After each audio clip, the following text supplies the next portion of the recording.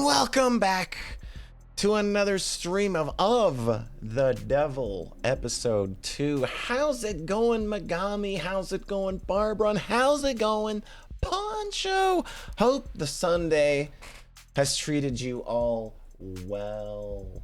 How's it going, Millie? Where I got the opening background from, I just looked for free video backgrounds loop.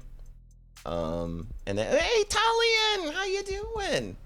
But yeah, that's all I did for that background. That's all I've done for any of the backgrounds that I do in my my opening and break screens, is that I just look up really simple stuff, and I may have the site still bookmarked.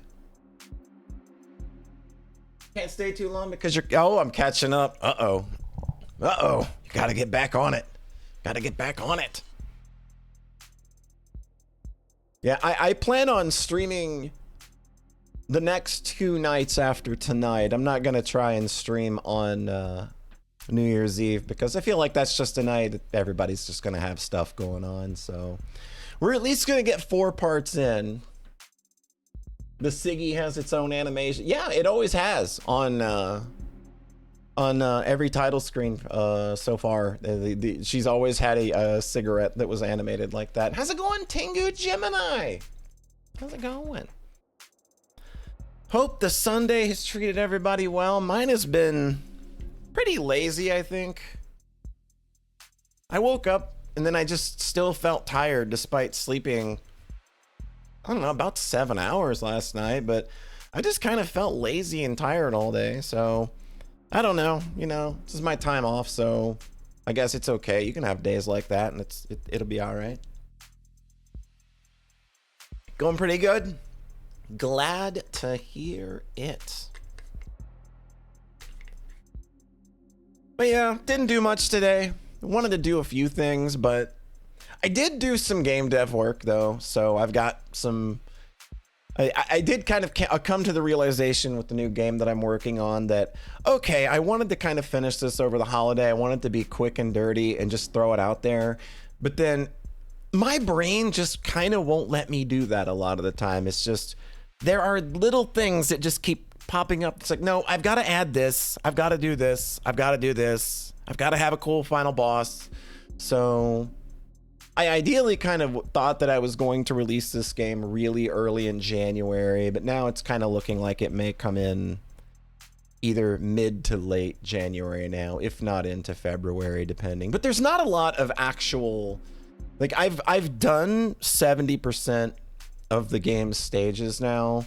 I just need to do the last 3 and then the final boss, and then kind of throw the usual polish that I like to throw on my games, the polish. If I were to be really bad and punny about it. Time doesn't exist between Xmas and New Year's. Yeah, it kind of doesn't. It kind of just feels like a black hole. I think I'm just going to kind of spend the week being real lazy. Other than that, doing some game dev. I need to catch up on some anime. I got real excited earlier because I realized I didn't watch Uma Musume Cinderella Grey Core 2 while it was coming out, so I've just got all of that to watch, and that just felt really exciting.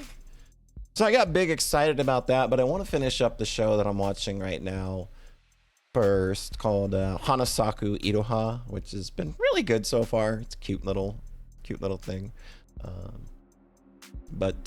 Yeah, I think I'm just gonna kind of spend this next week indulging and just kind of being a big lazy before, gotta get right back to the grind again. But that is how it be. But we are here to continue of The Devil episode 2 tonight. As always, I need to mention up front, I was given a copy of this by Nth Circle, so you should not trust my opinion on this game at all because I'm a shill.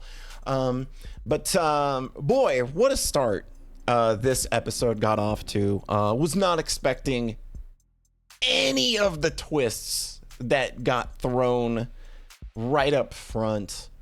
And it did kind of address a thought that I was having about the game, kind of thinking about it after having finished episode 1 and sat on that for a while, is that Morgan we know she's a killer, but we've only seen her talk about killing. You know, we've seen flashbacks of her doing them, you know, especially in episode 0, but we've never actually kind of in real time while in the act of, you know, witnessed her doing her murdery thing. And then it turned out to be really hot. I mean, it turned out to be really cool. So that was like a thing that I was wondering, like, how are they going to address her being a killer? You know, when they didn't really touch on it much in episode 1, you know. So now it's like, oh, okay. So now Morgan is literally in the employ of someone that she ended up getting framed for the murders that she committed. I don't know how she weasels her way out of this. This is an absolutely wild premise to be thrown up front. I mean, I think it takes a brave writer to kind of write yourself into that kind of situation, because, oh boy, you've got to find a real smooth way to get out of it. But if there's anybody that I've come to trust, it is this team. So I do believe we were headed to the detention center to meet with our client. Was it Sosuke? It was Sosuke. Because I was gonna say Daisuke, but no, Daisuke is he's the older gentleman, I do believe. I hope we get more Makoto too, because Makoto is an absolute star of the episode so far. So we're gonna go ahead and dive right back in. Let's go.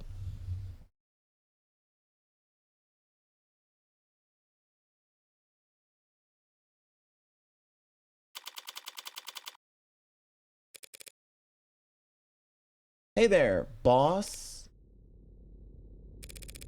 Of course I'm fine. What did you think was gonna happen? Yeah, all good news. I've got quite the paycheck coming my way. Maybe bad news for you if you get a large crowd tonight. Yeah, tell Sarah to meet me at the police station address I'm about to send. I've got work for her to do. There will be quite the paycheck indeed waiting for me, assuming I can win. But can I afford to accept it? Ugh. Oh, it's the witch! Hey. Were any of those jokes around the office about your clients being connected to organized crime true? What? Is this some kind of honeypot? Trying to get a grasp on something. Now I know you're baiting me. World's easiest, that's what she said, layup. I still basket that.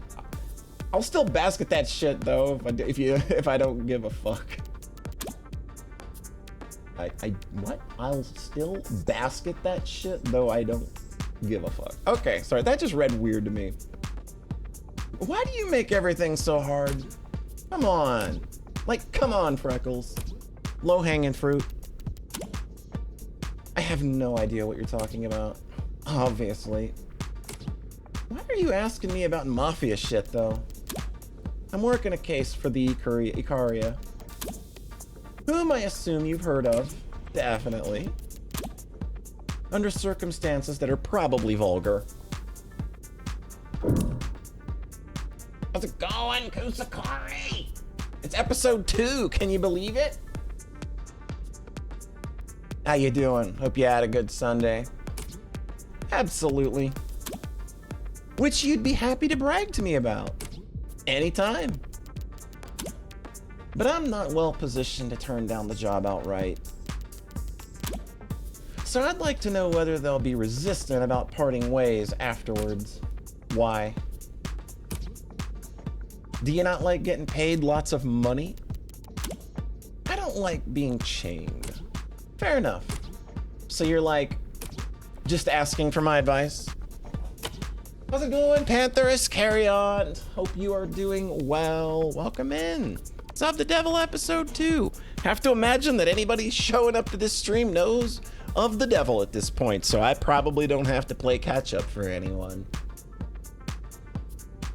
You think you're near the end of Chrono Gear, so you're having a pretty good day. Gonna see your reactions before I hit the real emotional stuff. Oh, yeah. Chrono Gear is a jam. Loved that game. Fair enough. So you're like, just asking for my advice? The aura loss is incredible. Not gonna attempt to parse that. I doubt you ever could. My generation's sense of humor is practically impregnable. It's a very basic non sequitur, auntie. It just wasn't funny. Not even. A non sequitur would be, what's the charge? That's just getting back on topic. The charge is homicide. 5 counts. Meh. You're probably fine. All the stuff you hear about mobsters being clingy with their lawyers. It's because they don't want anyone who's been through their underwear drawers running around, telling tales. Whatever poor fucker they pinned multiple homicides on is obviously not anyone important. I don't think he was framed. Not by his own people. Nah, pinned as in stuck with, like a chore. Powerful people. Mob or no. If they get lawyers, it's for tax evasion and conspiracy charges. Dirty work's left to the pawns. And the whole point of a pawn is, you don't have to think twice about trading them off. All right. Guess I know the rumors are true then. Yep, uncovered my cool fucking secret. Listen, actors, singers, celebs, they all like expensive things and being the center of attention. Mobsters have money to burn and want the cologne of legitimacy. Everyone wants what they can't have. Okay, chill, F. Scott Fitzgerald. Great looking Gatsby ass. I still pine for thee, motherfucker. What? All I'm saying is there's mutually beneficial arrangements to be made between the rich and famous and the rich and infamous. So you bet your ass I was in those rooms, negotiating appearance fees and taking my 30%. 30%? You really are shameless. That's what she said. All right. Thanks as always for the sage counsel. Hey, if you're really feeling grateful, do me a solid and call your rents. They say they never hear from you. And I know you can't be that busy. If you're bored enough to talk to me, hey, they're the ones who are busy. Now, into that conversation real quick. Tomorrow's my birthday? For the appreciation. Oh, it's not my birthday. I don't know why I forgot that you have a relative named Polly, and I just assumed, wait, what? What's going on? No, we just did my whole birthday thing. Yeah, I didn't read the A, you know, I just kind of saw. I just saw Polly. How's it going, Katrina? I hope you're doing well. Get born again. All right, so we know that there's some weird stuff going on with Morgan and her parents now, which really is not all that shocking. I think that's probably the least surprising thing that we could have seen show up. Yeah, right? Isn't that crazy? All right, where are we at? Obviously, I wasn't sure what would happen after I left the crime scene, and I wasn't sure what I'd find walking in here to speak to my client. But I definitely wouldn't bet that the next time I saw this man alive, he'd actually look worse. Oh my God. Yo, my guy, you have really had it done to you, haven't you? You always enjoy hearing from the witch. Did that give a profile for her? No. I don't think so. Or did it? No, it did this time, didn't it? Oh, it's Masters, yeah. A lawyer to the rich and famous, semi-retired. She likes waterfalls, manicures, and macadamia nuts. She dislikes getting ghosted by my adorable goddaughter. Drink cosmopolitan, double. Collect favors, friends in high places. Look, SSR on the first pull. She's just like me. My gacha luck has been pretty good when I've streamed my polls, but I don't play gacha games much. Yo, Sosuke, looking pretty good. Did you not hear me? I said I'm your lawyer. Oh, I heard you. I'm just not interested in wasting my breath responding. I'm sorry, is there a misunderstanding here? Not at all. I understand exactly what you are. You and all your fellow... Your companion is staring at me very intently. Hey! Never played a gacha game for 100 plus hours. Uma Musume is the only one I've done that with. Sarah, blink. You're embarrassing me in front of the Yakuza. That's a very dated word. You'd really prefer I call you an orca? I'd prefer you give up and leave. What are you talking? I'm sure they told you I'd been softened up, that they'd broken me and I'd be ready to sign whatever you put in front of me. Sorry to disappoint you, but the Hound of Ikaria doesn't heal. Cool. Oh, look at this. She's got sparkly eyes. Oh, no. Oh, he's so good. Look at that. She's got little... She loves this person. Sosuke, I'm gonna repeat myself plainly and slowly because you clearly have multiple head injuries. I am not a lawyer.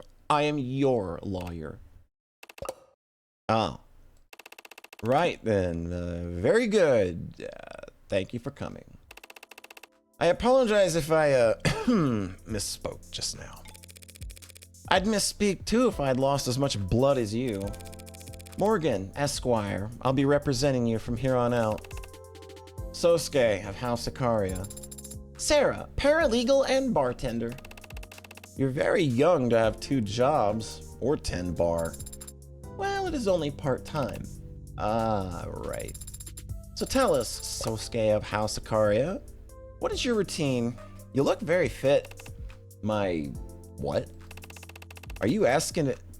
Do you not have a file on me?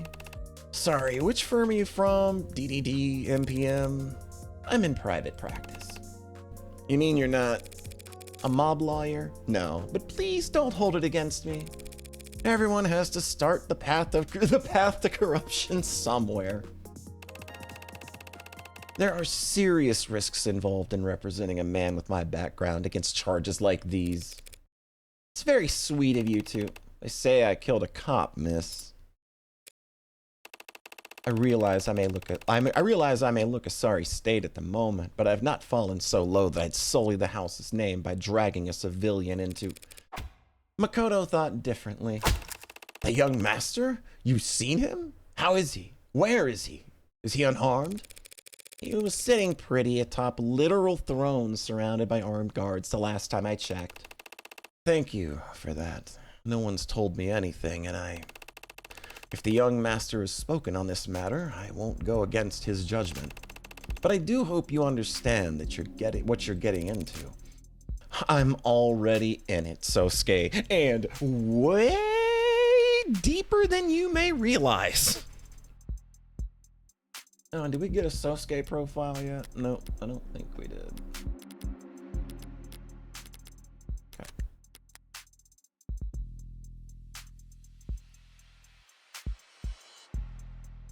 She's about it as anyone has ever been, for sure. How well I understand what I'm in is something I think you'd be able to help with. Very well. What do you want to know? So far, all I know about you is your first and last name. It's a very important last name, but I take your meaning. And in truth, the first thing you should know is that I'm not worthy of it. Why? You disqualified due to pre-existing conditions? I was born Sosuke Hayakawa, fourth son of a distant branch family. The only reason I bear the name Ikaria is because I was adopted into the main house as an infant, in exchange for lifelong service to the main family. Sounds like a great deal. Lifelong? How did you serve the Ikaria as an infant? There are various tax benefits if you have exactly 2 children. Don't be absurd. I am what you would call a bodyguard.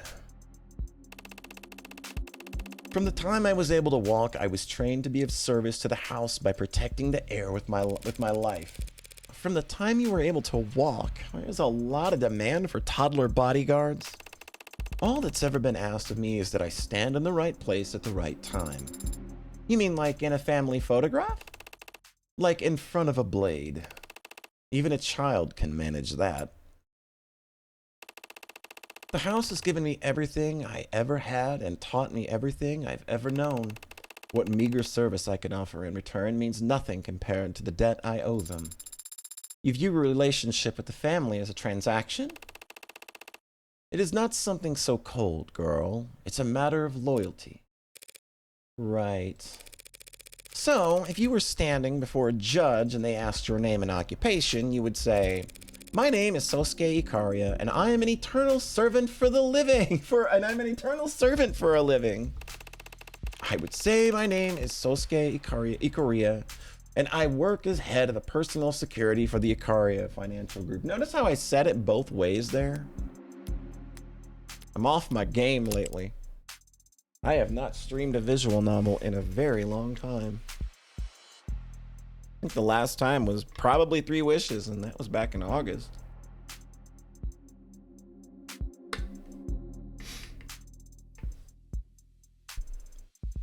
All right, what do we got here? Head of personal security of the Ikaria Group. Likes whetstones, paperbacks, and matcha. He dislikes the opera, wasabi, and insects. Favorite author is Alexander Dumas. Coffee, cafe americano. Default status, non-work related messages will be blocked. Yeah, the Lily games are great. Everybody should play those.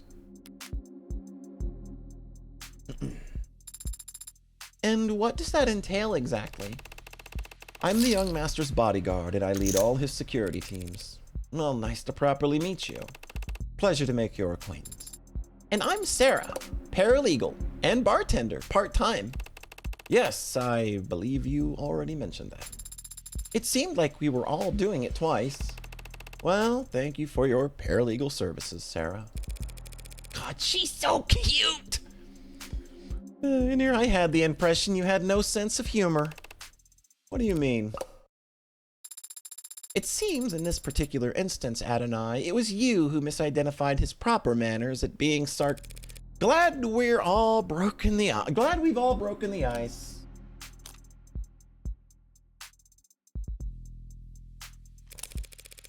Makoto told me that this all started because you were taken captive yesterday. What happened?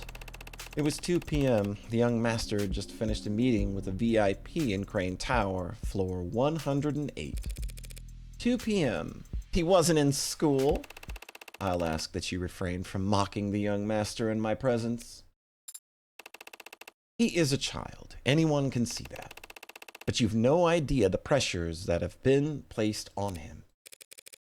Whatever my client wants. As I was saying, it was just after 2 p.m. Me and the rest of my team escorted him to the elevators along our planned exit route. But our lift stopped suddenly in between floors 61 and 62. That was when I made a mistake. I had a bad feeling. Thought it was best to get Makoto to the ground floor ASAP. So I forced the elevator open, crawled out, and pulled him out after me. But just as he got out, the elevator started up again, separating us from the rest of the guard. It was a trap. 50-50 one. Staying wasn't safe either. If they could stop the elevator, it's not a stretch to think that they could drop it too. He just lost a coin flip when he decided to exit. Yes, Sarah, it was a trap. Floors 60 through 70 were undergoing heavy retrofitting. The other elevators weren't responding. Comms were jammed. I'd reviewed the entire building's blueprints beforehand. Not very useful information, obviously, for a floor undergoing renovations. But I knew that there was a construction elevator we could get to on the other side of the tower. I had to act fast. There was no time to doubt myself, and I did something unforgivable. You left the kid. I picked him up over my shoulder. That feels like exactly what you do to that little shit. Just kidding. Just imagine him flailing on your shoulder. What are you gonna do about it? You gonna get mad? You gonna take away my birthday?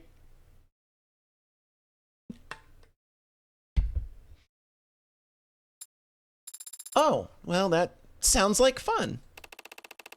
House, forgive me. Everything the young master does for the sake of his name's dignity, and kids are tougher than you'd think. I think he'll get over it. So you escorted him to the service elevator, I take it.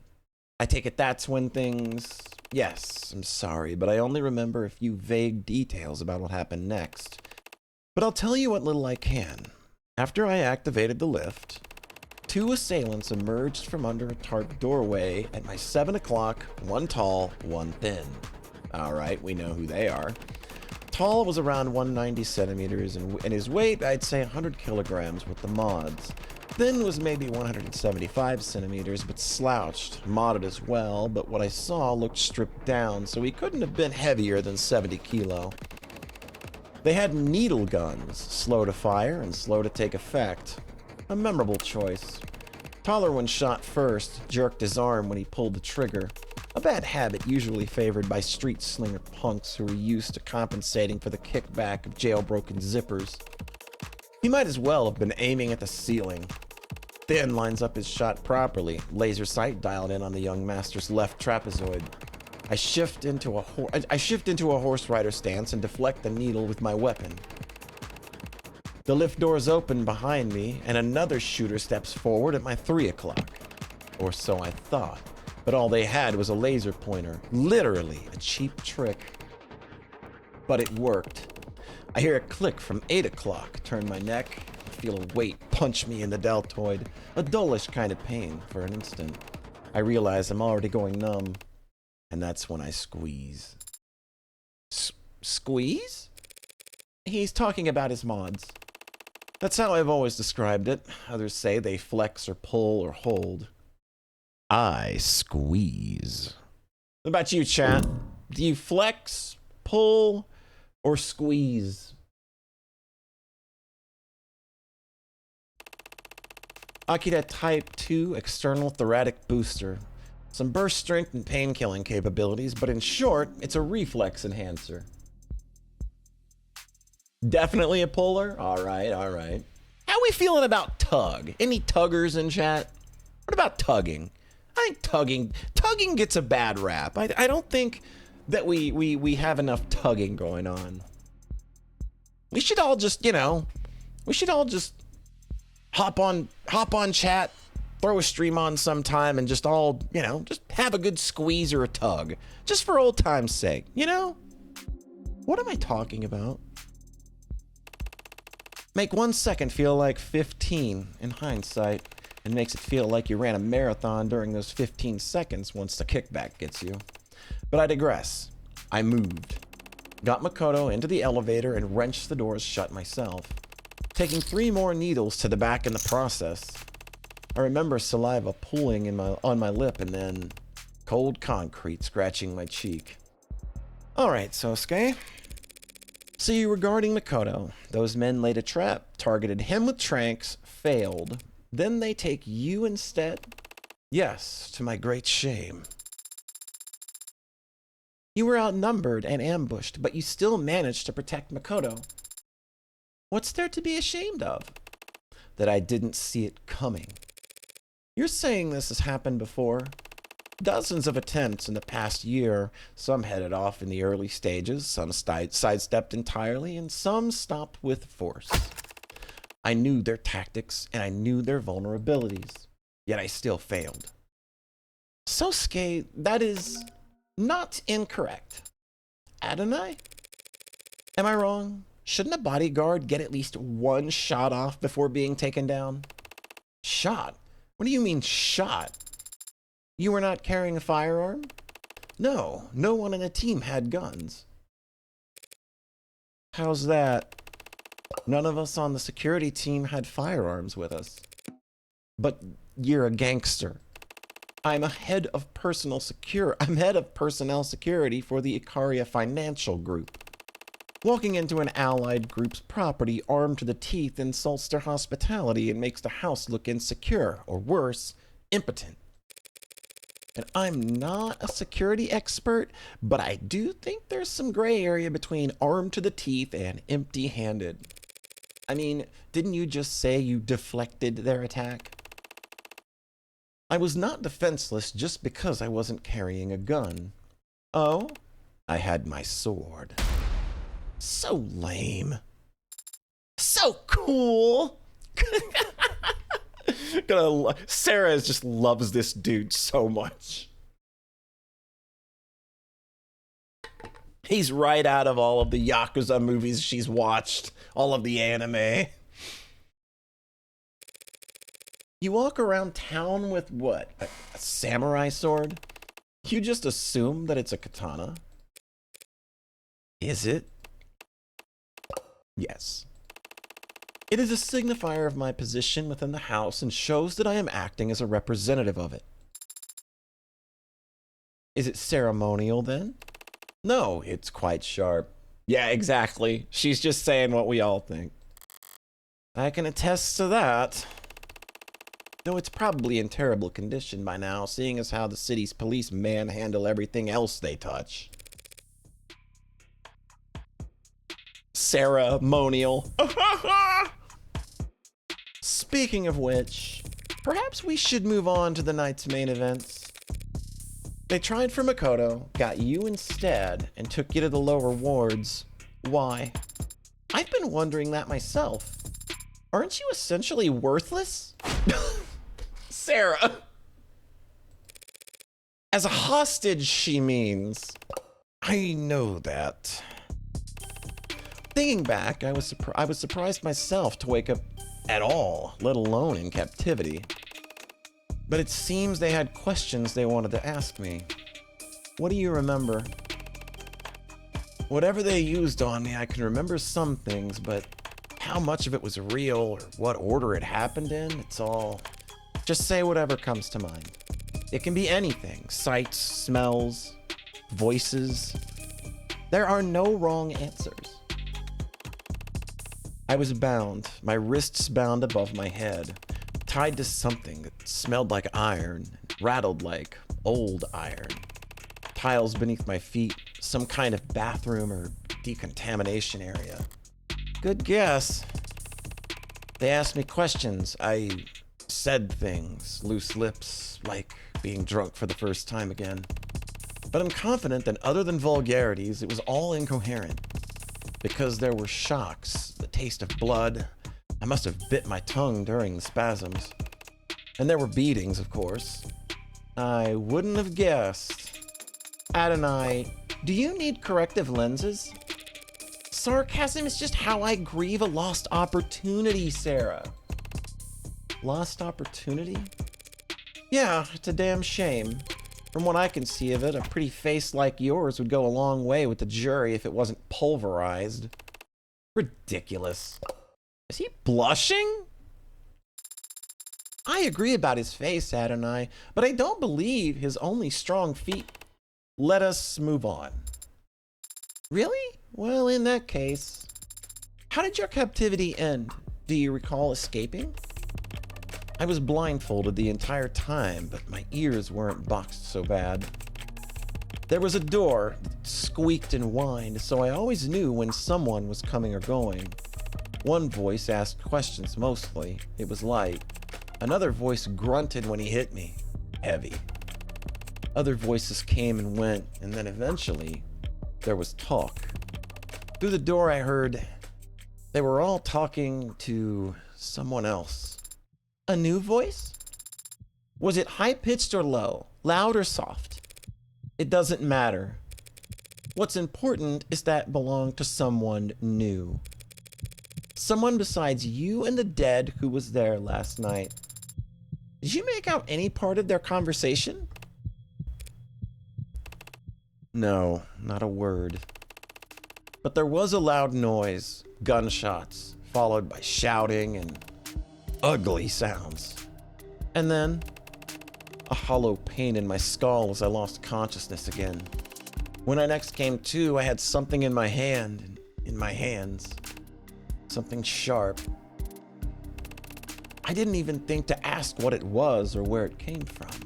I just started working at the bindings, rushed and clumsy, poked myself in the process. But I cut them loose and took the gag out. The blindfold was so tight I cut it rather than try and... Oh, the damn thing must have been acting as a bandage, because when I took it off, between the light and the pain, I thought my head was about this. I thought my head had split open. It took me a long time to stand up. Felt like I could lie on the cold, disgusting floor forever if I just... Something was poking me. Something tucked into my waistband. The gun. A gun. Imagine my surprise. Checked the safety, the chamber, reflexively, but only saw 2 spent slugs. I was too tired to be confused, so I just walked out that squeaky door and then just read. And then I was blinking at an IV, handcuffed to a stretcher in an ambulance, some cop reading me my rights, saying that I killed 5 people.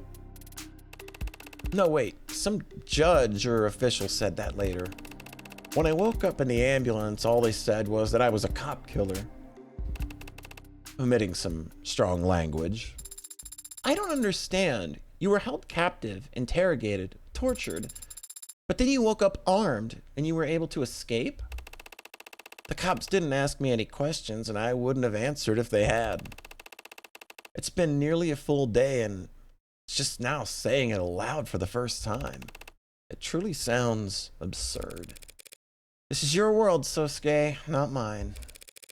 Do you have any theories on what happened? Only 2 possibilities come to mind. In the first scenario, one or more of my captors wanted to kill me, but needed an excuse to do so. So they let me escape. They give me a knife and an unloaded gun, then wait for me to stumble out so they can miss me and be done with it. But the plan doesn't work. Somehow, I limp out of that room and shoot, cut, stab, kill them all. That would be quite the feat given the condition you say you were in. Yes, a tale for the ages. But it's not possible. Why isn't it possible? Even if he had the motive and they were stupid enough to give him the opportunity, he was still lacking... I don't know, he had a knife, he had a gun. He didn't have bullets?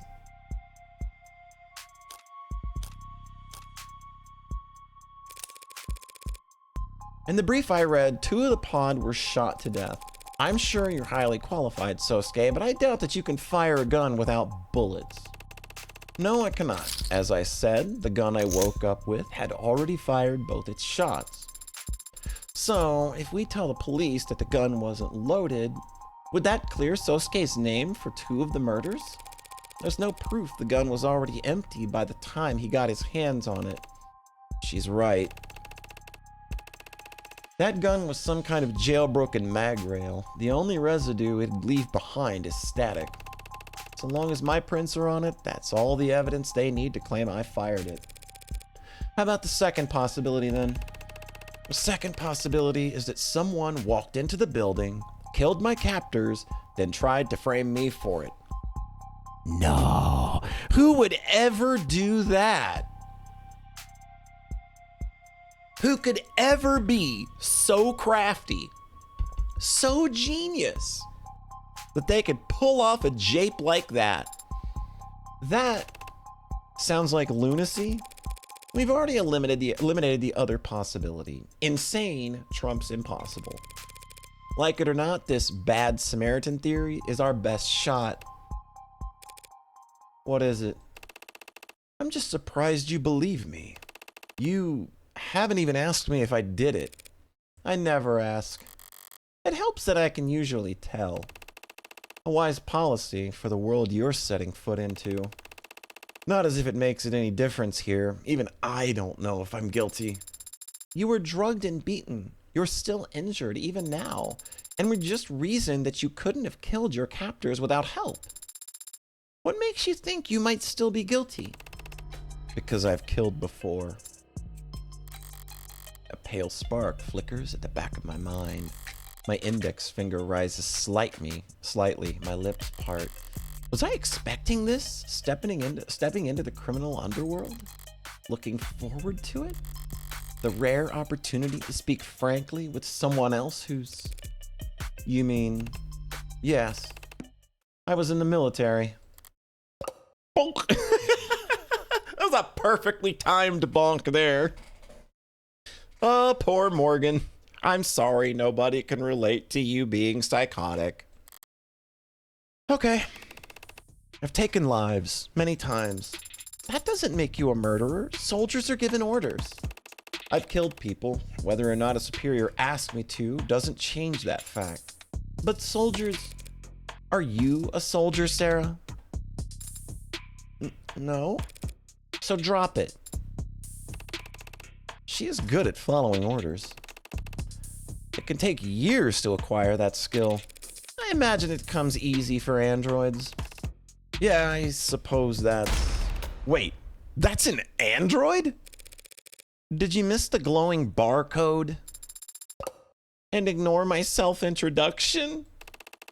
Look, I'm tired. I thought those were, highlights or something. Did my hair catch your eye? You have discerning taste. I love how she just immediately bounces back. Be proud, girl. You deserve to be. You're pretty. You see, each strand is actually... Was there something you wanted to say, Sosuke? I've taken lives before, and so I know how I feel afterwards. Then. She is our cute daughter. I love her so much.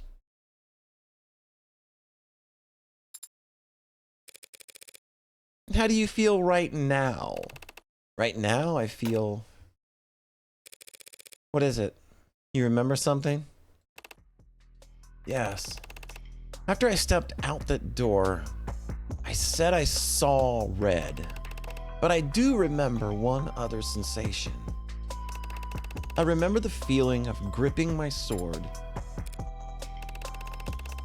That brief you read, it listed all the charges, all the causes of death. The fifth man, the cop they say I killed. How did he die? That's a good question.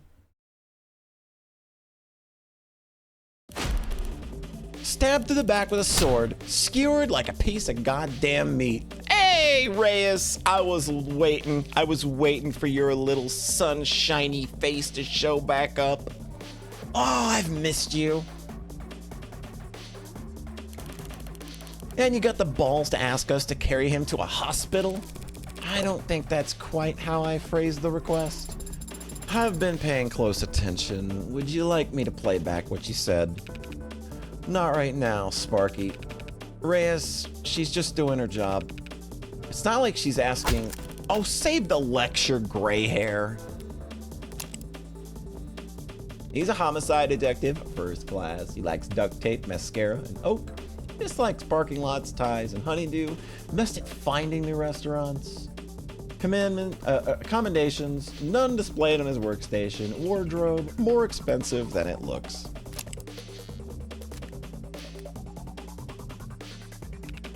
Gray? Come on, my hair isn't... It's graying, maybe. In case I haven't made it clear, I've never liked you, Morgan. Oh, you're breaking my... I hadn't noticed. But I never took you for a mob lawyer.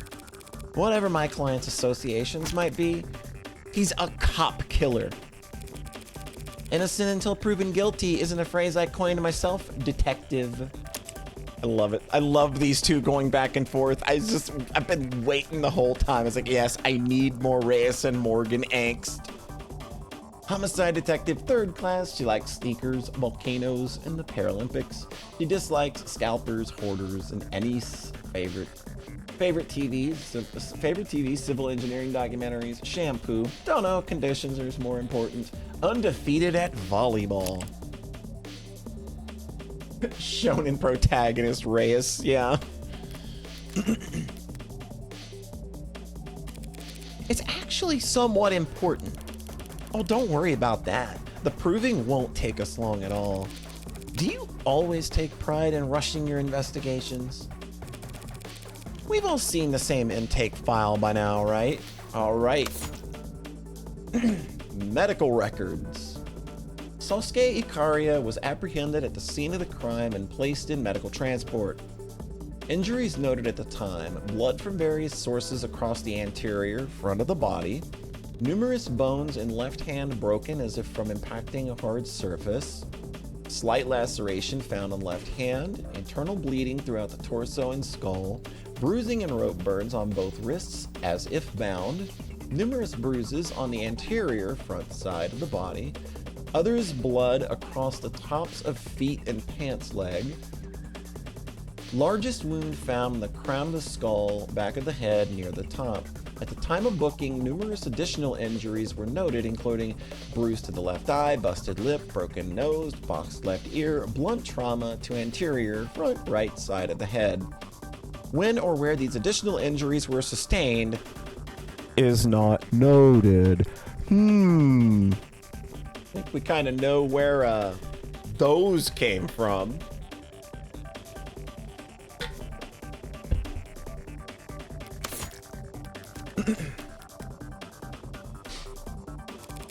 My client was in bad shape when he was arrested, but his wounds were treated in a medical transport. Yet somehow, in between arriving at the station and his booking, all his wounds were reopened, and some of them had multiplied. Tell me if you can, great detective. How will we ever solve the mystery of the reappearing fractured skull? Your client was being moved between floors. He struggled, trying to escape, and then he fell down the stairs. Really? Was there a lawnmower waiting at the bottom? Look, we're all adults here. So let's just say it. Your coworkers kicked the shit out of him. Well, what do you want me to do about it?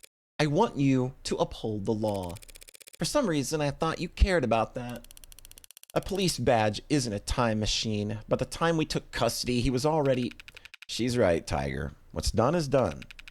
You know you've got a snowball's chance in hell of proving your client was assaulted while in police custody. And you'll never get charges brought against the officers who did it. So try asking for something doable. I'll go giving away all my best tricks. The door in the face tactic is already fragile. I want him to see a doctor.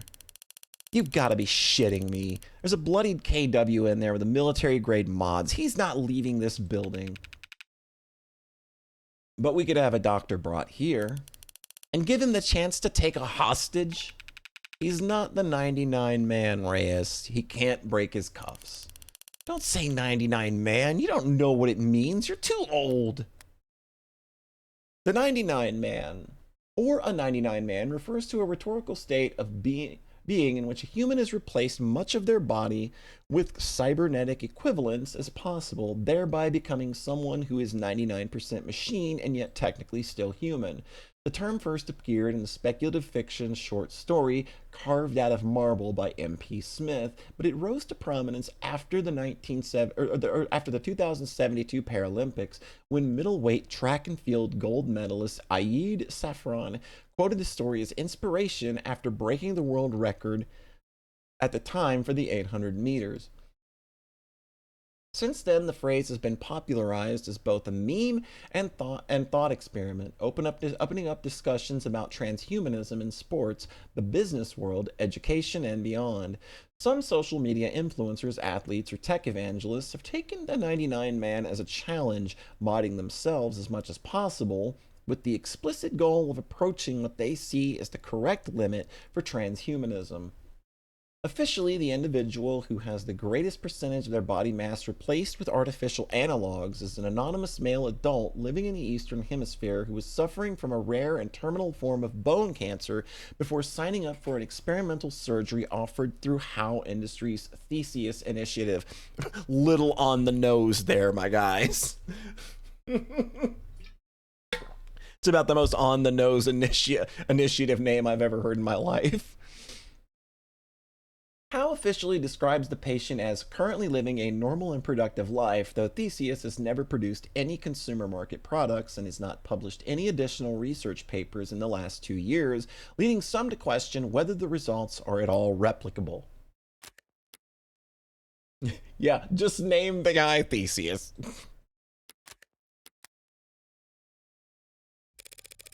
How about a medic who can't be taken hostage?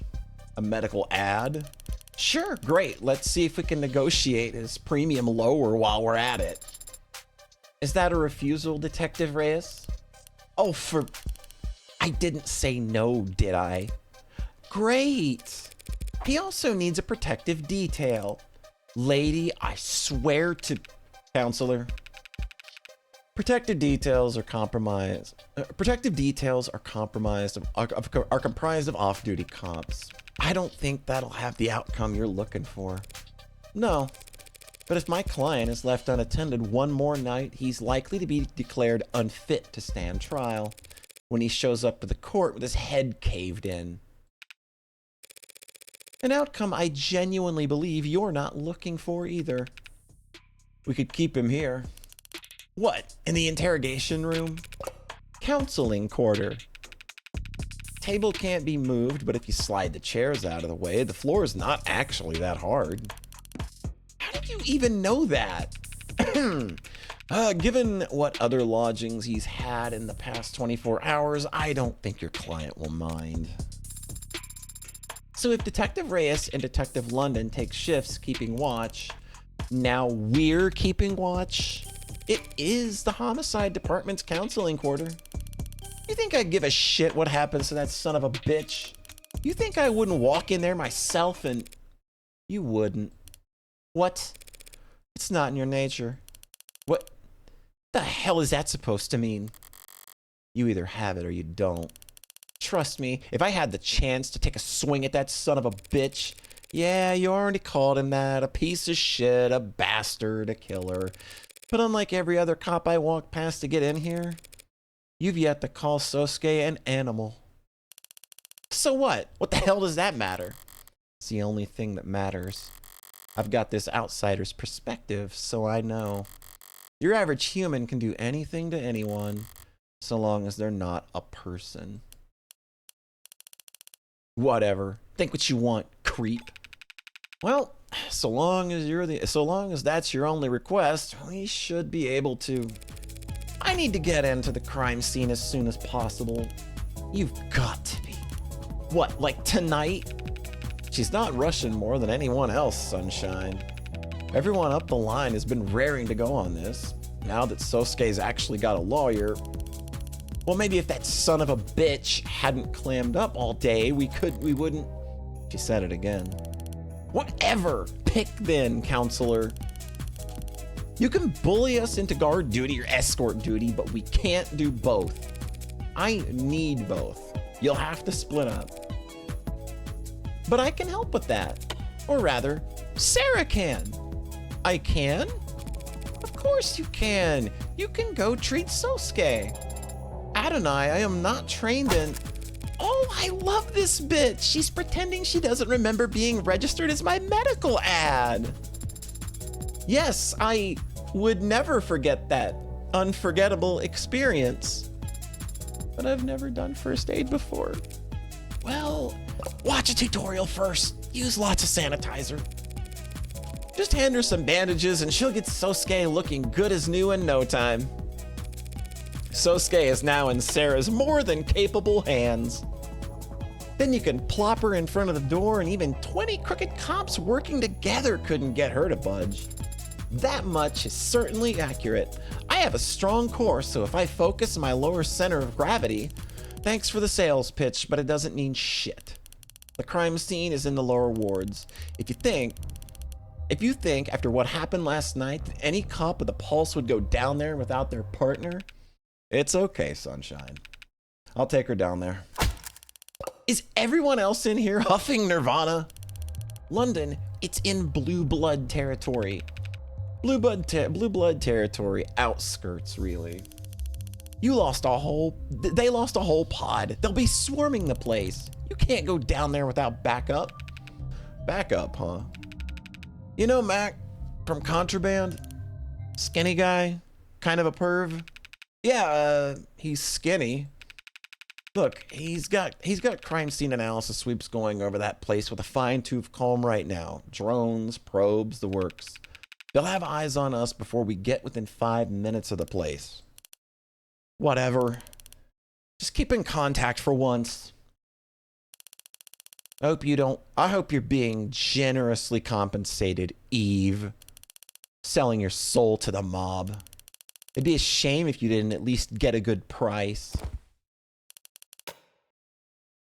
Hey, you coming, blinkers? Gotta find where they store all the med kits in this dusty old piece of... Go on. I'll be right behind you, detective. Sorry about that. She's still new to all this, really. Not old like me. She does seem to be on edge, more so than usual. It's her first time losing a fellow officer. I think she's taking it pretty hard. Maybe even personally? Did they know each other? Alright, you gather up all your things. I'll go bring us up a ride. Great. Thanks for all the help, detective. You're a lifesaver. So this is one occasion where I wouldn't have had any trouble finding the place.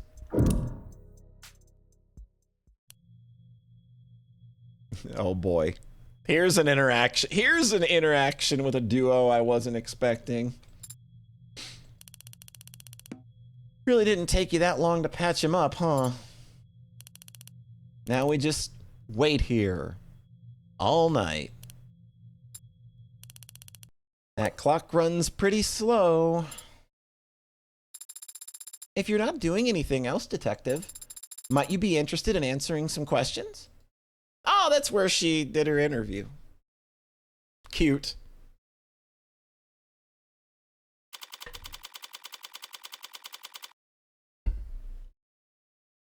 You gotta go? All right. Thanks so much for stopping by, Talian. Appreciate it. Hope you have a nice rest of your night.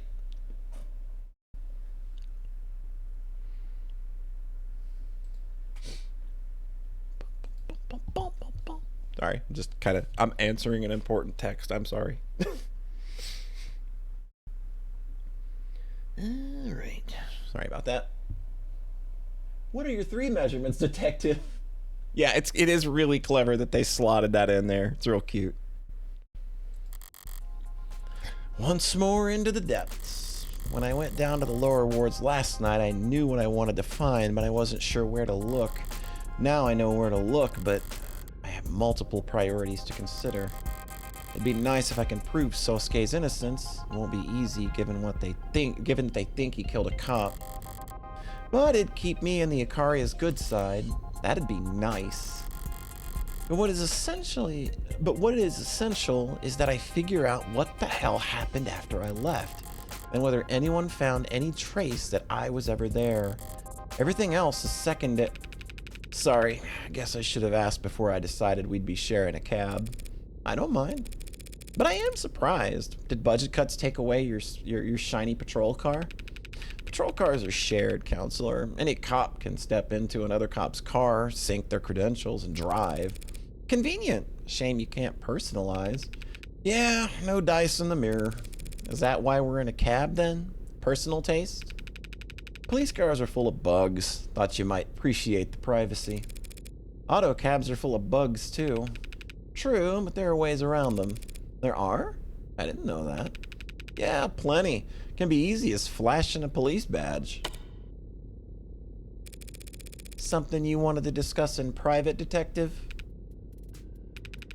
I was asked to get in contact with you and pass along a message. A secret admirer? Certain interested parties and all that? You know how it is. I'm not sure I do. Does this have something to do with my client's business affiliations? There would be a lot more blustering if I were to repeat it verbatim, so I'll paraphrase. Focus on getting the best outcome for your client. More of a reminder of what my job description is than a warning. And don't broaden the scope of your investigation any more than strictly necessary. Well, I always appreciate kind words of advice.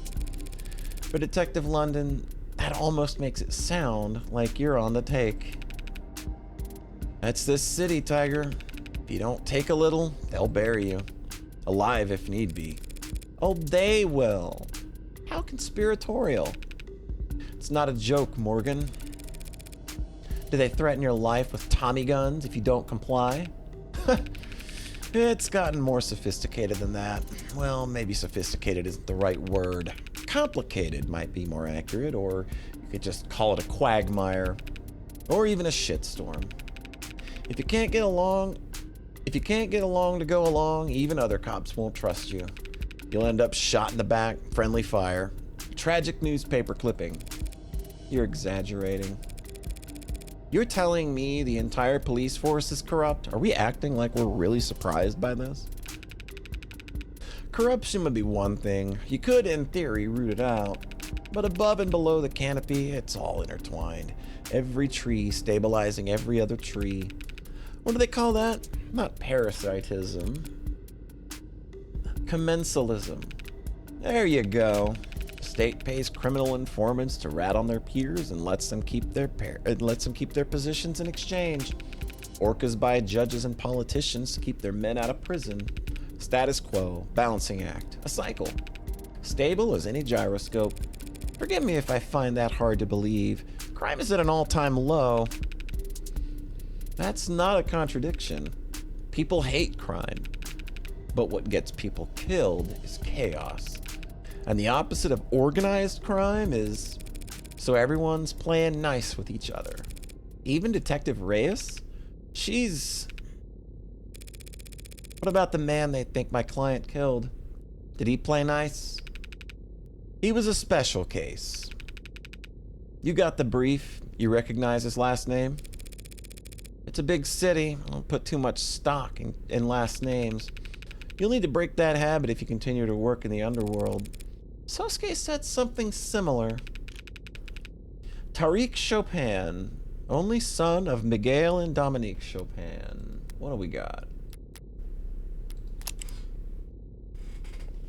Patrol officer. He likes 24/7 news, calligraphy, late dinners, dislikes gray hairs, untucked shirts, and mint.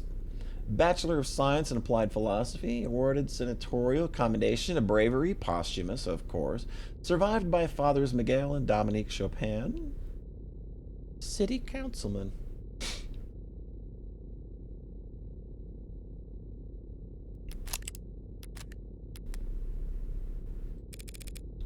The power couple?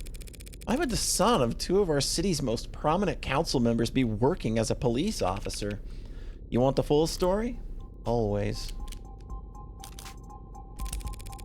So who was Chopin really? An idealist. Wrong line of work then.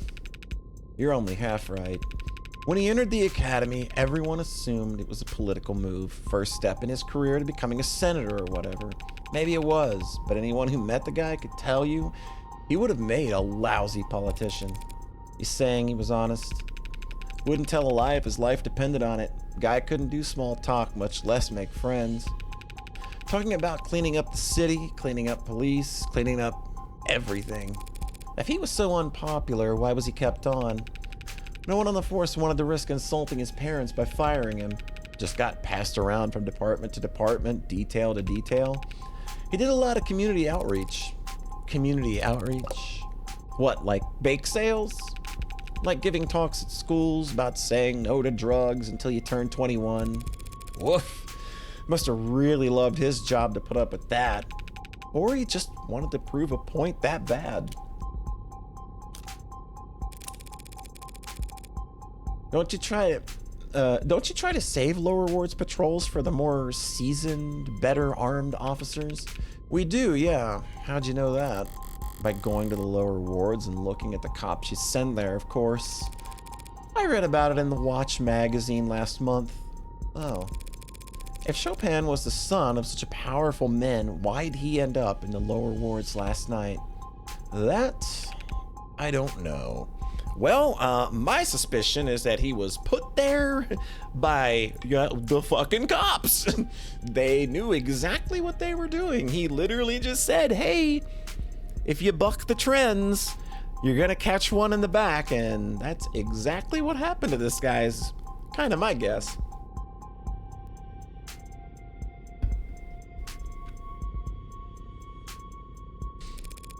You don't know. By all accounts, he and his partner should have been at least 2 patrols removed from that area. Must have been following up on some other lead. His partner? Who's that? The hero who finally arrested the Hound of Icaria, that's who. I'll have to send him a congratulatory fruit basket. Huey Rogers. Pretty bare bones record, but maybe that'll just add to his legend. What legend?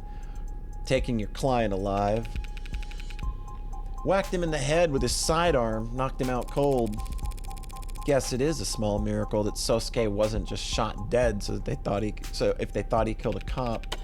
Maybe, but it wasn't pure luck. Only thing that did stick out to me in Rogers' record was his shooting score. 41 out of 100. You need 40 to pass.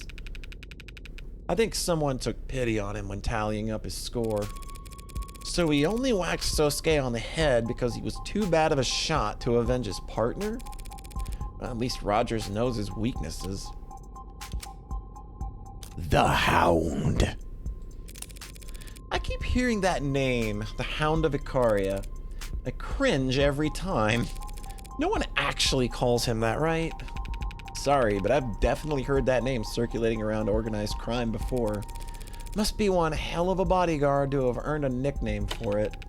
He's a bodyguard? Well, then yeah, he must be pretty good. Of course, hound dogs are known for other things besides guarding. Sorry, that was, crude. Ah, don't be sorry. I don't even get enough of the joke to be offended. Okay, that all makes for some interesting food for thought. But Detective London, if you are working for the Blue Bloods, I never said I work for the Blue Bloods. It's more of a gig worker type thing, Tiger. I'm friends with everybody. All right, you take care. You gotta go on patrol. You take care. Have a nice rest of your evening, Tengu. Thanks for stopping by. If you are working for the mob in general, then how do I know you're even taking me to the right place and not to... Whoa. I may pass a message along here and there, but I'm not... Damn. Hell no. Hell, no one else is either. Whatever you're imagining, it's not that exciting, I promise. Nothing that exciting? Sounds about right. Is it like this in every city? Handshakes and gentlemen's agreements behind closed doors? You disillusioned? State has a great deal of power, Detective London. It makes countless rules. Now I'm a big girl. I know those rules don't apply to people equally. And I understand the value of criminal informants and the possible conflicts of interest that arise in trying to keep them around. What I don't get is why the state has all this strength and it won't use it to just wipe the underworld off the map. That's pretty cold logic. I'd expect my state to be far colder. Hey, you ever heard of this one? A politician, a CEO, and a mob boss are sitting at a round table with a gun in the middle. Who are you betting on?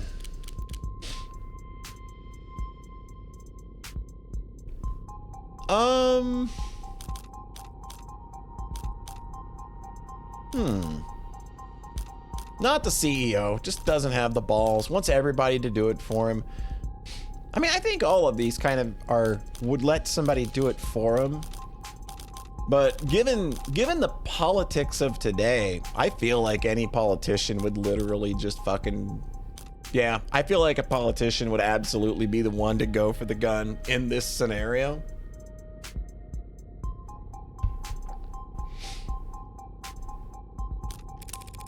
Politicians are limp-wristed when it comes to their jobs, but they act faster than anyone when it comes to protecting their neck. They'd grab for the gun fast and wouldn't stop pulling the trigger till it clicked. Not a bad pick. We'll make a patriot out of you yet, Tiger.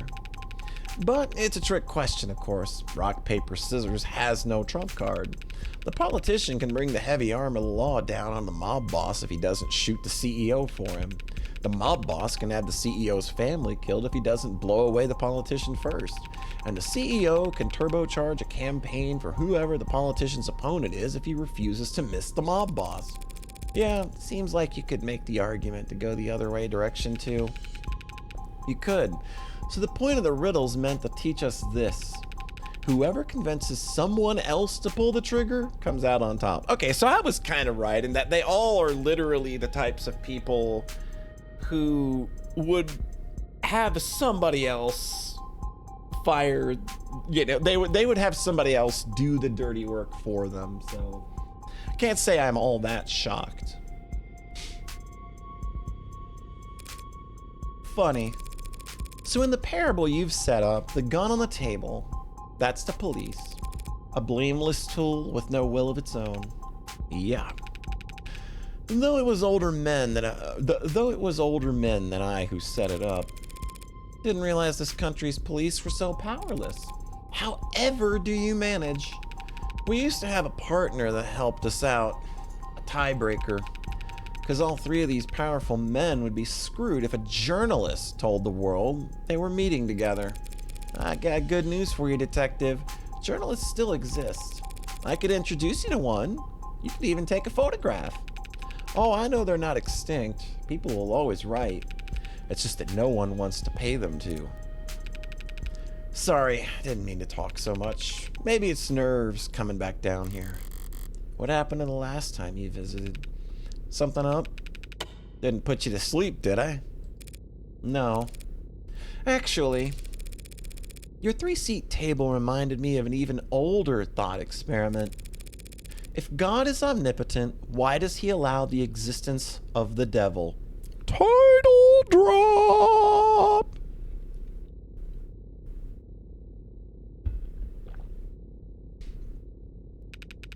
Even I know that one. To preserve free will or whatever, right? Yeah, that's the answer most people give.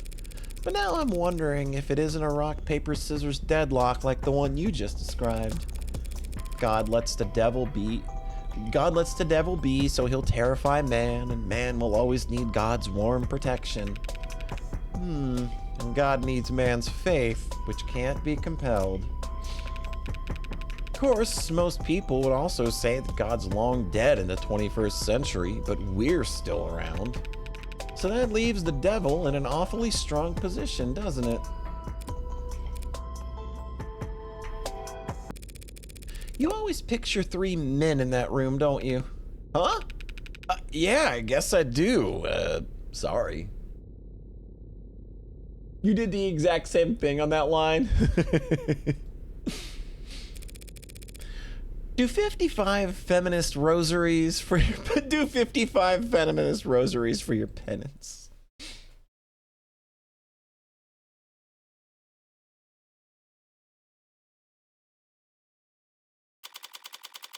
All right, are we finally arriving at a crime scene?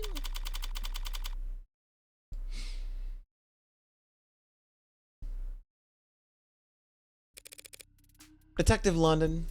We're definitely not alone down here. But when you reassured your partner that we'd have company, I didn't think you were including blue bloods. You know, I knew I'd forgotten to mention... What? Well then, she's a liar, babe. Oh, hello! Because I never said that. No, I never said that. Oh, come on, babe. That's what she's like. She lies for fun.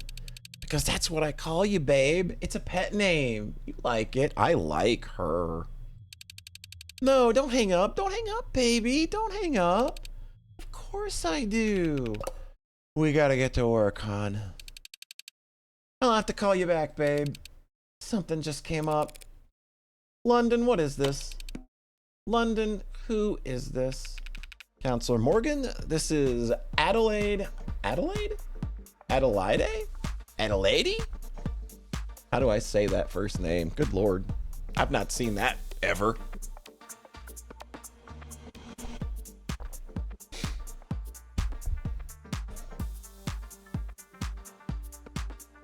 Adelaide?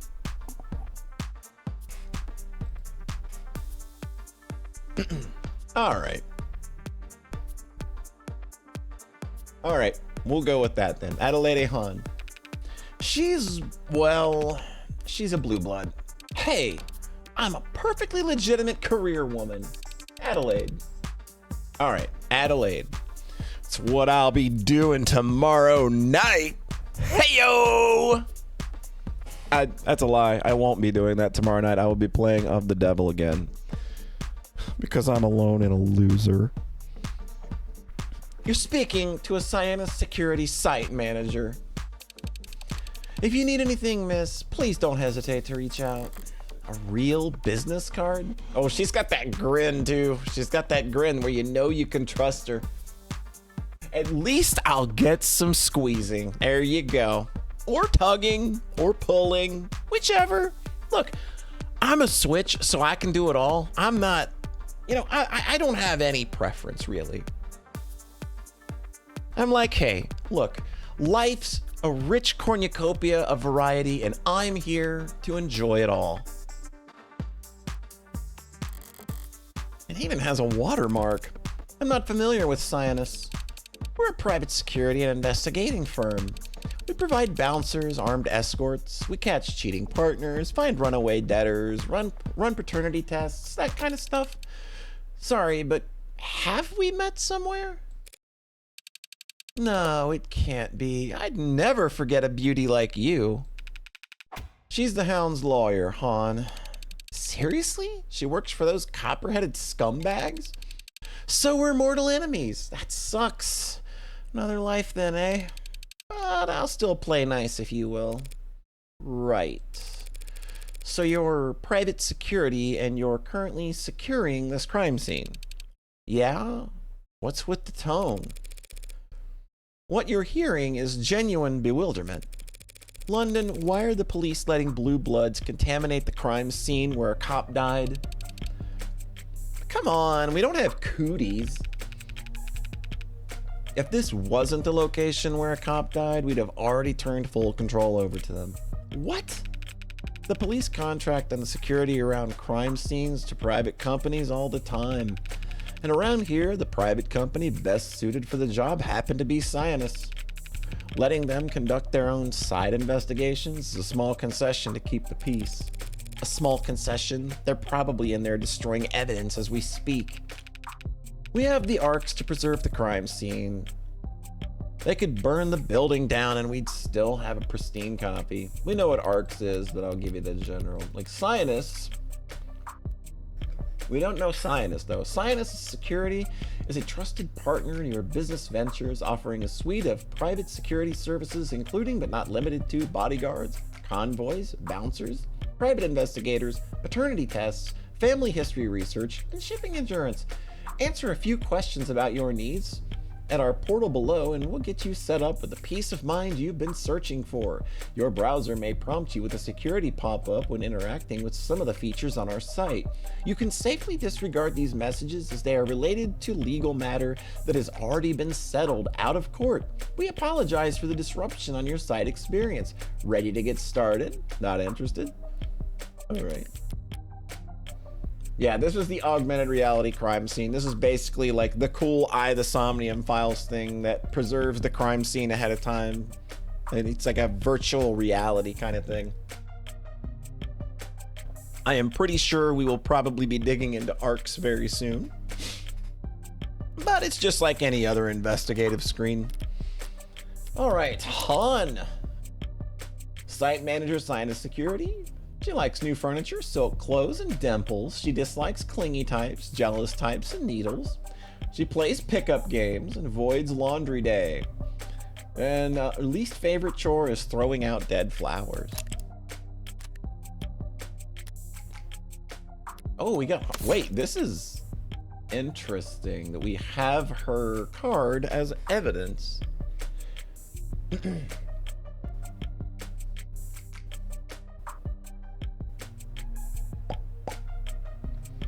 Okay. Adelaide Hahn's business card, listing her as a site manager of Sinus Security, a known front for the Blue Blood criminal organization. Includes her personal contact number on top of her work details for some reason. Damn! Yeah, she told. London Bridges is trying to save face. The police couldn't keep this crime scene off limits without our help, and he knows it. Gremlins would be smashing their shiny cameras and popping their expensive tires around the clock if we weren't here. Lower ward kids take out drones by tossing shoes at them for fun. Is that why you see shoes hanging off wires? No, I don't know why that happens. It's just a thing teens have always done for fun. Mystery solved? Fine, maybe the cops and the Blue Bloods are all consummate professionals who never even bicker. But what kind of impartiality can I expect coming here to defend an Icaria?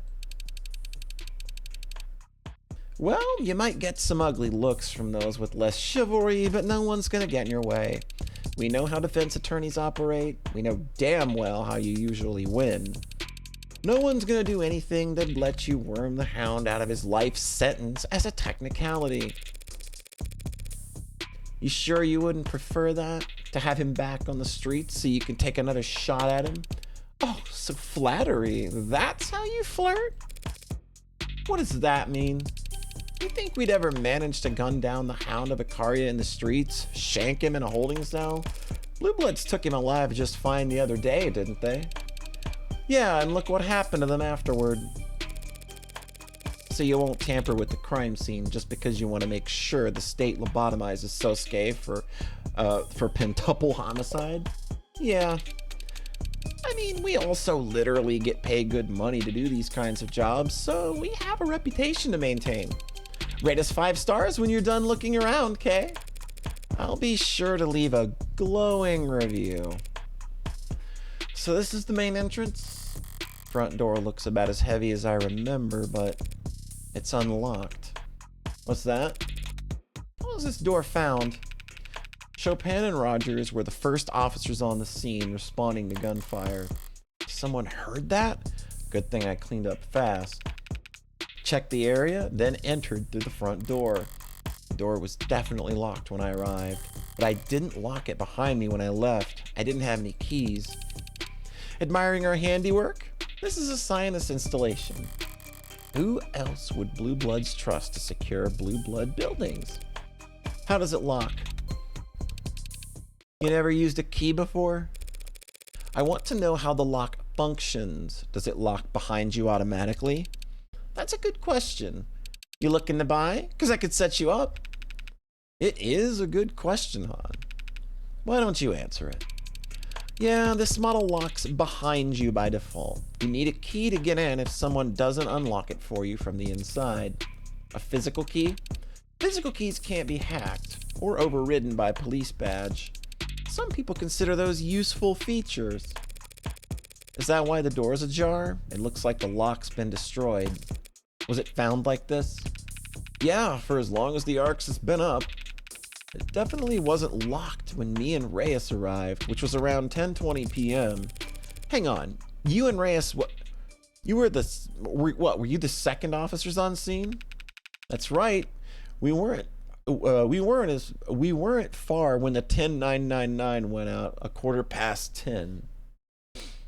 Right, what do we got? A 10999 is emergency response code utilized in municipal systems around the nation, most frequently to signify that one or more first responders' lives are in danger. Most police departments' standard issue suite of biomonitors allow for this code to be sent across emergency networks automatically when cardiac activity is disrupted or blood pressure changes rapidly. Due to the non-negligible chance that a moderate exercise could be misrepresented as by biomonitors, leading to false alarms, some departments make it a policy to avoid enabling the automatic alert function.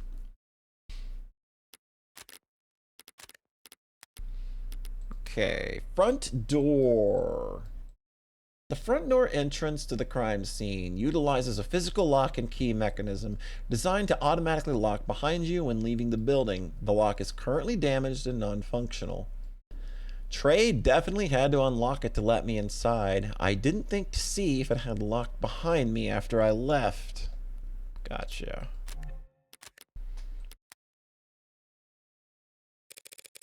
Long before Precinct 254, isn't it? We were in the area. Awkward. You want the tour then? Actually, I'd like to check out the alley first. You know, the crime scene's on the 3rd floor, right? Yeah, but it has a window that opens to the alley, doesn't it? I just prefer to start from the bottom and work my way up sometimes. Sure, we can start there. Was waiting for Han to kind of make a little suggestive comment there. Just be careful where you step if you like those boots at all. Okie doke. What do we got?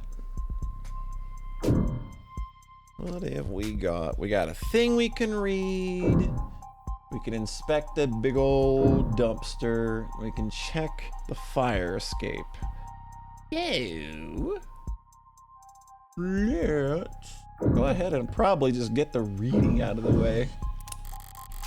One problem with blue bloods and cops running security, I don't know who to blame for leaving their shit here. I'll give them the moral high ground of whichever part of the society learns to pick up after themselves first. Bombing ruled out in university fire. Panic abounded last week on campus when the computer labs at Nortechnica University were set ablaze in the early hours of the morning. Students and faculty skirted the campus in anxious, hunched postures as federal agents descended on the lab's vicinity, searching for signs that could point to a culprit. But as of today, the fire has officially been ruled an accident and successfully traced back to the cooling system failure in the basement's main server hub, a freak accident that has provided simultaneous relief and confusion to the community. When the fire was first reported on, many were quick to point out the similarities to other fires and bombings recently reported as sweeping eastward across the nation. Dubbed by some members of the press as work of the Witch of the West, each incident appears to have targeted data infrastructure, hitting state, corporate, and academic nerve centers and leaving behind significant financial grief in the aftermath. Hundreds of thousands of files related to student debt, all of it non-recoverable, said one anonymous campus security specialist after their university student registry records went up in literal smoke. We're reaching out to alumni as quickly as we can to try and piece their records back together, but frankly, a lot of them have been less than eager to speak to us, and we may have no choice but to re-examine payment plans for our current students' tuition. Federal investigative officials have no formal comments at this time, but some local law enforcement officers have described seeing federal agents frustrated with the so-called witch. Criticism of the response has begun to surface from the political realm, with Senator Colt now formally calling for the Director of Investigations to testify as to the progress or lack thereof in the search for the serial arsonist and other notable. Hey, we don't seem to have your ID in this database. If you fill out a simple form for us, we can get you the rest of this article along with a ton of other cool offers and limited time sales. Jesus Christ. It's always fun when the fucking paywalls hit. I feel like I've heard stories about bombings out in the West the last few months. But I didn't know they'd all been attributed to one person, or that they're now calling them the Witch of the West. There's no mention of victims, only data centers being targeted. But clearly this witch is hitting someone where it hurts. If they've now got... Yeah, the feds are involved now. What really stands out here is that the federal investigators are getting involved. Most national security agencies were absorbed into the military police complex decades ago. That bureau survived, but it's a mere fraction of the size it used to be and very different in its functions. Their modern reputation is that of attack dogs deployed by the Senate to make examples of political targets. I can't say I like the idea of them being out here hunting for serial offenders. Wonder why? It was much darker last night than it is now, and I only took a quick peek. But even so, this looks like it's been moved, huh? Yes. Was trash picked up last night, perhaps? Checking the model number on the side, looks like dumpsters of this make haven't been picked up by the city in over a decade. I didn't realize there was DRM on trash cans. Hey, it's a heavy model, tough to lift, even if its wheels weren't broken. And designed for containing industrial waste. How it ended up here in a residential district isn't that hard to puzzle out, is it? It was cheaper for the Megs to dump their shit on us than it was to haul it off to a landfill. Is that why I see markings on the ground there? From leaks? Oh, you really are a tourist, aren't you? I've been in the lower wards before. But only at night, right? Rain's dirty down here, stains the ground whenever it falls. Acid rain? Like from the history books? Not quite that bad, just smog combined with precipitation, combined with the charms of the city to make dirty rain. Like I said, lower wards, spring water. There's a shot named after it, tequila and pickle juice. Ugh. So is the dumpster empty? Let's see. Hey, grab a glove if you're gonna... Yeah, it's mostly empty except for a bunch of scrap metal at the bottom. Explains why I can't get it to budge. Careful, if you get your toe trapped under there, don't look at me to help just because I'm modded. Are you saying you couldn't budge it either? I could if a girl was cheering me on. Okay, London, thanks. Don't know what I was expecting to find, really. Now just watch it so you don't... Whoa! Hello? Did you just bust your mod?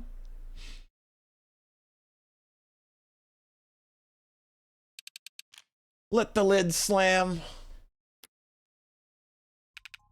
Sorry. Nice job, London.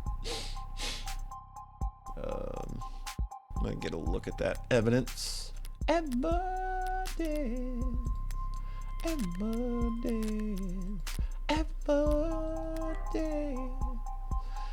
An industrial dumpster found in the alley just next to the crime scene. Incredibly heavy, it still shows signs of having been moved recently. The lid makes a very unpleasant sound as uncovered by Detective London's thorough investigating. So they showed us that for a reason. We're gonna have to point out that this dumpster makes a very loud sound when the lid closed. Oh, you didn't hear a gunshot, you heard a dumpster lid close. What else we got? The fire escape. The fire escape would lead right up to the crime scene, assuming it doesn't come crashing down once you step on it. It's missing a ladder that would connect it to the street level. You're violating fire code with this tetanus trap, hon. Building inspection's not my department. Besides, who'd want to climb up that into a burning building? Firefighters? You're funny, Bridges. Even a copper firefighter wouldn't risk getting singed to save a lower ward's property from burning down. Mad could probably make the jump up there.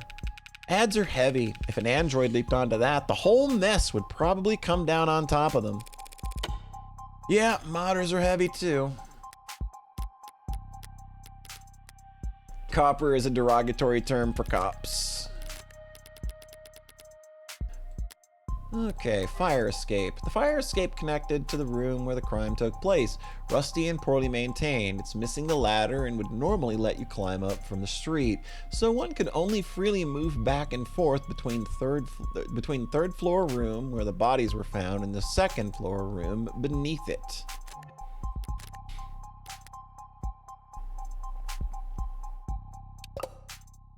Hey! Looks like the only way into the building. Looks like the only way into the building is through the front door then. All right, I'm done back here. So I think I've seen everything That's right. I was standing here last night when that kid. We don't know who that is. It was dark and foggy. The kid was too far off to make out my face. Weren't they? What is it, Tiger? Nothing. Thought I saw someone out of the corner of my eye, that's all. Yeah? Around here, maybe it was an unlisted. What do you... Those are real? Keep to themselves, obviously, but yeah, they're real. I've met some. They inform, sometimes, on what they've seen. Never come in to testify, of course. You'd think they'd stand out dressing like that, but if their camouflage didn't work, they wouldn't be unlisted, right? What do you mean they keep to themselves? Don't they work with any of the gangs down here? Sorry, have I gotten your hopes up or something? Trust me, you've got a better chance of winning the lottery than running into one. Right, forget I asked. Unlisted is an informal designation given to individuals often missing persons or unhoused who are not being tracked in any government database. For much of the 21st century, individuals of this description were most often undocumented immigrants. Following shifts in immigration patterns and implementation of the Military Service Citizenship Program, aka the Minutemen Bill, undocumented immigration has sharply declined. While many non-citizens do live and work within the country, they are tracked through immigration monitoring and services or as part of their military service agreement until they either leave the country or are fully naturalized at the end of their service. Today, unlisted mostly refers to small groups of seasonal workers who travel the country in migrating caravans to find work, undercutting corporate contracts or various agricultural or fungal installations. Some anthropological studies have described groups of unlisted living in urban, generally poorer areas that are effectively homeless communities. Unlike most homeless people, the overwhelming majority of whom are unhoused less than 2 weeks, these unlisted actively refuse state housing assistance or assistance of any kind.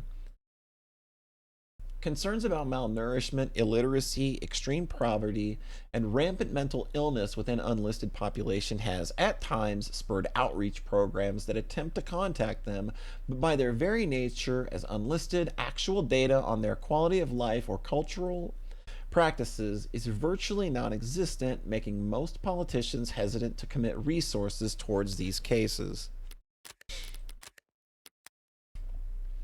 Right. Forget I asked. You ready to go inside? I think so, so long as... No, I'm not with anyone else. It's just me right here. Because she's shrill, princess. And delusional, you know that. I'm sure she'll catch up.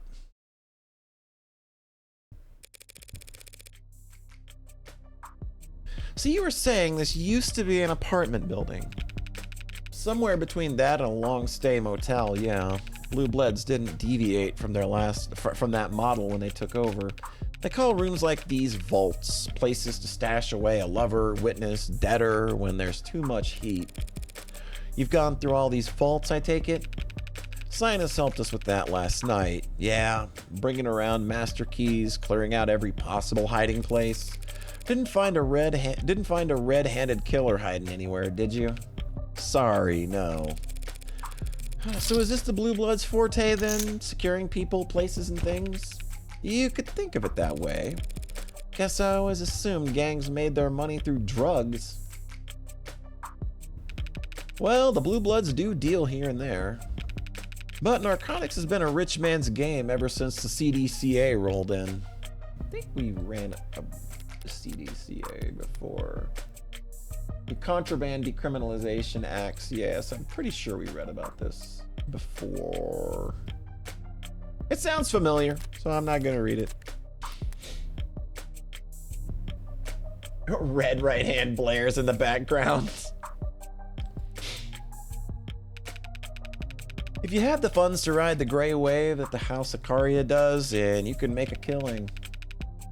They've got the market cornered from black to gray to white to pure green profit. The Blue Bloods hate that they have to make do with all the scraps the Megs and the House don't bother producing en masse. Professional jealousy? How ugly. Why can't these underworld overlords just bury the hatchet, get together, and screw over the consumer like reasonable people do? They've tried, if you believe the rumors. About a year ago now, there was some kind of meeting, an olive branch from the golds to the blues. Apparently, the Blue Bloods had a product that the Icaria wanted to distribute. The Icaria sell legal drugs now, though. And what kind of product could the Blue Bloods have that the Icaria couldn't manufacture? Not sure. Maybe that's why it went south so fast. Blood was spilled in less than an hour. The Icaria aren't the type to keep negotiating after being spat on like that. And so the Blue Bloods remain firmly planted in their lower wards niche. They might not like having to take the low end, but they're filling a gap in the market. That's every proper capitalist's calling, right? Besides, the workers certainly appreciate their protection down here. Workers hire Blue Bloods for protection, but all that stuff is legal so long as they're licensed, isn't it? Legal? Yes. Respectable? Most would still say no. So household name security Megs consider it a high risk to be seen in the company of workers.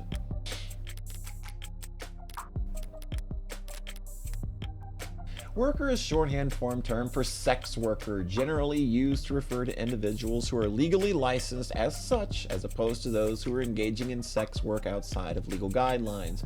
Sex workers operating in high-end establishments, generally specifically zoned municipal districts with high median property prices, cloud districts, and catering to only specific clientele may be more commonly referred to as courtesans. Please sign in to verify your age in order to display the full search results for your query.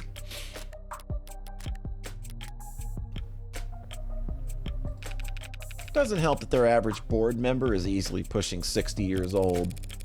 You aren't that far from pushing 60 yourself, are you? Matter of opinion. Besides, I'm a very modern, forward-thinking man. Did you finish those 50 rosaries already?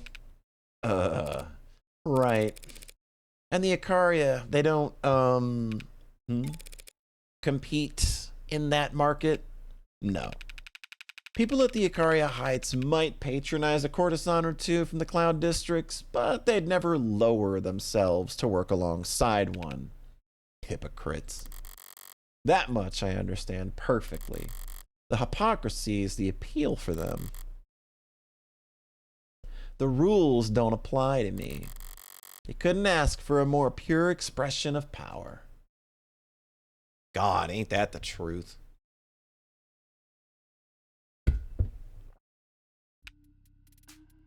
Damn. Worse than I remember. Like a demon tore through the place. Seriously. What the hell happened here? That's what we all get paid to find out, right? Also, I'm just gonna save real quick. I haven't saved, and I really need to make it a point to save because I don't believe High Roller does auto saves. So just in case anything happens and I've been playing 2 hours, I don't want to have to like start over and skip all the way back here. That's what we all get paid to find out, right? Yep. I've definitely got a head start on the rest of you though. Shall we bring up the arcs? Sure, I'll patch you in.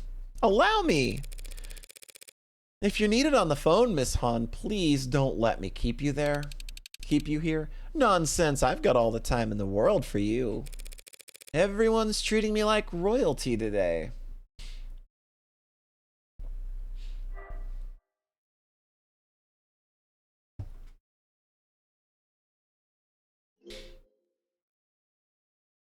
All right. What do we got? Took the words right out of my mouth. Where shall we start? How about the tall, dark, and mysterious in the middle here? That's your client. He was found standing over Chopin's body by the arresting officer. Rogers, right? And then he knocked Sosuke out? Correct. So why is this artistic rendition of Sosuke and not a capture from Rogers' body cam? Well, it seems like at the time, their body cam was off. Seriously? Hey, I'd chew him out myself if he was here with us. It's department policy to have all sensors green when responding to an emergency. Did all this not qualify as an emergency then? Chopin and Rogers were responding to shots fired. That's not uncommon in this part of town. For two inexperienced officers, first on the scene, it might not have come to mind. At least Chopin could use that excuse. Rest in peace. But apparently Rogers requests replacement body cams nearly every week. Okay, if he's that big of a klutz, take away his gun once the city's done throwing him a parade. I'll, put in the request. Right then, who's next? All right. You ever notice I just always kind of gravitate left? Who the hell? I like that. That's cool.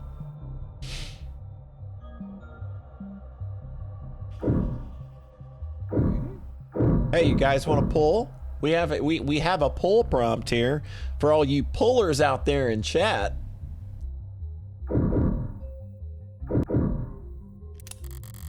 Windows open to the fire escape and alley below. There's a thin misting of blood across them.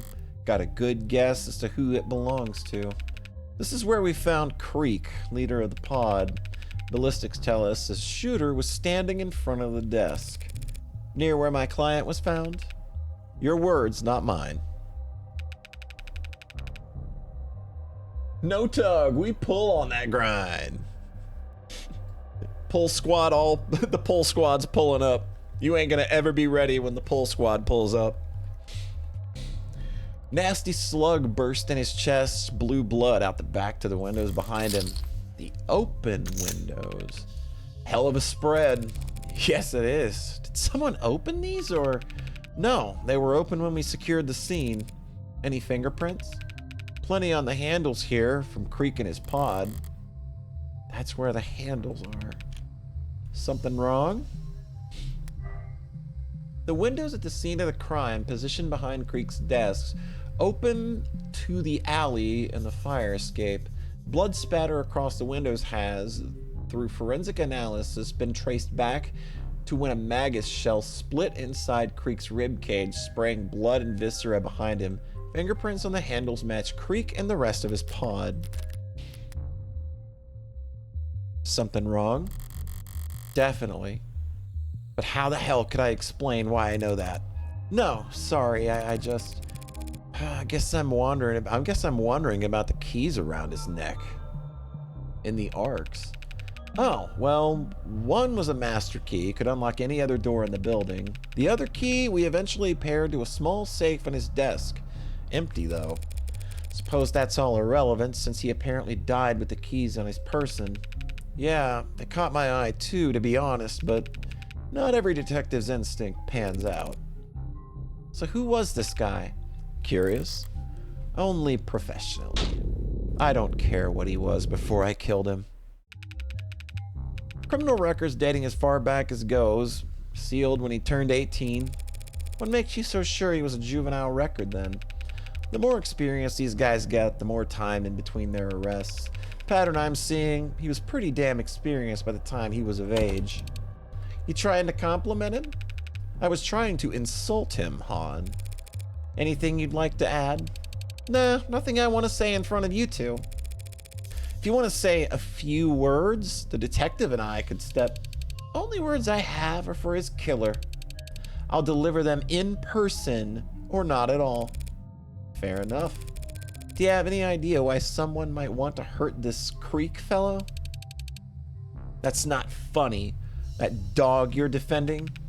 It's a fair question, Han. Give it a fair consideration. Besides the Icaria, the Rust, our city's finest, no, Creek was charismatic and driven. Plus, he made us a lot of money. No true blue would want him gone. The bloodthirsty Icaria soldier that he was interrogating, however, probably wasn't a huge fan. What about family? This is getting old fast. Younger brother's listed as his next of kin. Leave his brother out of this. Hell, leave me out of this. Rooting through a person like you're picking at zits. Well, seems he's out of town anyway, taking summer lessons at Hal Mariner U. That's a good school. An expensive school. Younger brother has no listed occupation. Also no priors and no juvenile record. TAD at his age? Poor kid.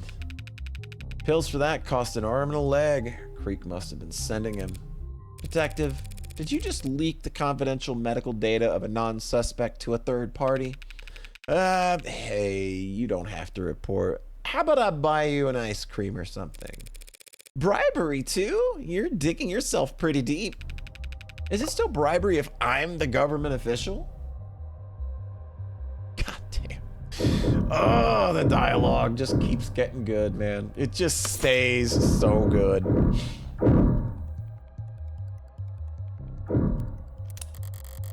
Papers scattered all over his desk. Suppose I'm partially to blame. I didn't exactly memorize his setup before I started searching for the mask.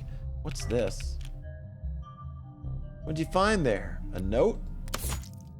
A note scrawled onto a small piece of paper reading Mr. Icaria, or M. Icaria. M. Icaria. Handwriting is by and large a match for other documents penned and initiated by Creek found at the crime scene. Okay.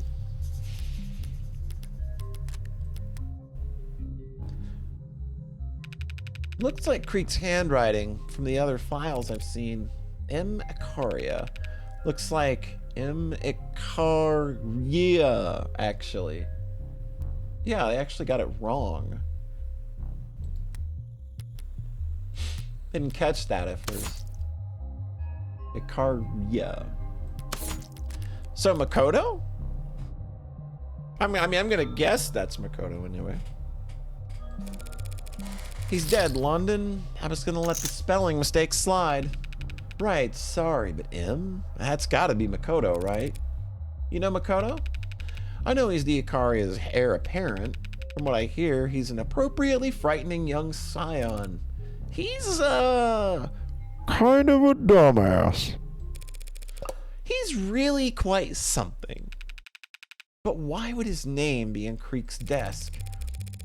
He was Creek's real target the other day. Sosuke is some kind of consultation prize. Bagging the hound was a consolation prize? These punks had their sights set high. Yeah, like no one taught them not to stare at the sun.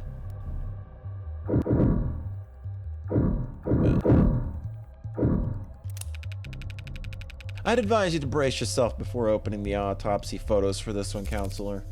Yes, this is sufficiently obfuscated. A lot to take in. The skull was crushed. Yeah, but the cause of death was blood loss from a laceration across the neck. He hit the floor and bled out in seconds. Everything else you're seeing here is post-mortem. Overkill. Not the word I'd use for that kind of shit. Oh, calm down. I didn't do it for the fun of it. In this specific instance, God, fucking love her. This victim had modded eyes. Seems to me like someone just didn't want to take any chances. Bullshit. No one in the lower worlds would get optic mods with recording functionality. You wouldn't be welcome here. You wouldn't be welcome anywhere. You gonna claim the Hound of Icaria didn't know something that fundamental? Nah, he bashed his brains in for the fun of it. I'm sure to a law-abiding citizen like yourself, we're all scum of the earth who deserve... I'm pretty scummy myself, hon. Defense attorney, remember? Who the hell deserves shit like this? Deserves? What does that have to do with anything? I take it that this bat is what did the deed. Matches the splinters found inside his wounds, if you had any doubts. There's nothing here about Sosuke's fingerprints? You think we could get anything but partials off of that? It's practically splinters. Makes sense. I was the one who actually swung it down and was wearing gloves by then. Whoever did this, they were damn enthusiastic. I'd like to think I'm something of a scumbag myself.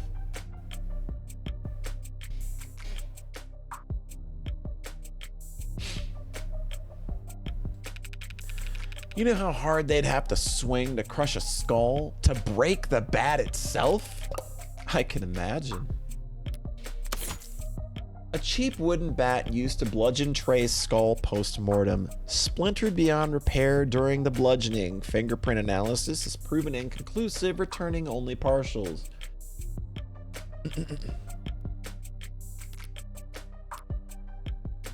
It was barring Sosuke from exiting the room before I used it to destroy Trey's eyes, but no one else knows that, and I have no way of informing them. What a pain. There's some faint blood that's been smeared here. Did it belong to the victim? And Sosuke, I wonder if maybe the bodies hadn't gotten moved around for some reason, but your client's legs and feet were soaked in others' blood when he was arrested. And he would have had to sneak up on Chopin in order to stab him in the back. You think he slid his feet across the ground to avoid making noise? Morgan was here when all this went down. Morgan is the one who did this. That's the thing about Of the Devil is Morgan is a literal criminal, comma, defense attorney. She's a serial killer.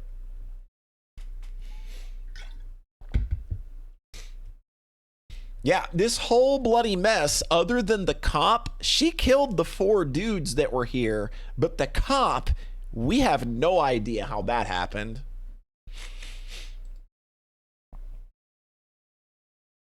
Does he say otherwise? I'll let you keep guessing on that one. What else we got? All right, pull gang, we're gonna pull. Through this door is where they were keeping Sosuke and where I let him off the leash. I'll leave that for after I finish in here.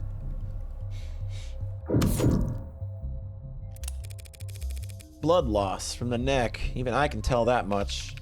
Stabbed with a bladed weapon right near the carotid artery. Very efficient. Not the kind of kill someone could make without prior experience. My client's a humble bodyguard. Come on now, I know you've got a job to do, but you'll shame him if you don't let him take credit for this one. Miller was no joke in a fight. To take him out with one clean stab to the neck using his precious signature katana, the Hound must be itching to brag about it. I'll defer to the medical examiner on this matter, thank you very much. What do you mean? Sato said the same thing. Katana to the neck. In not so many words. Is Miller's blood even on the katana? Even if it is, why would a medical examiner assume the katana was used here when my knife is a much better fit for... My knife? Where is it? Where? I gave Sosuke the knife before I left. It should have been found on him when he was arrested. It should have been somewhere in the arcs. You looking for something, Tiger? If they haven't found the knife and I ask about it anyway, that'd mean admitting that I know it's missing. If I tell them Sosuke mentioned a knife that only the killer would know about, I'd be ruining my case before we even enter the courtroom. Or worse, pointing the police in the direction of the knife's real origin. No, Was anything found on my client's person when he was arrested? Besides a gun, a sword, and a bunch of blood that did and didn't belong to him? No, not even any lint in his pockets. Okay. Huey has the knife, right? That's gotta be it. We need to find this Huey guy.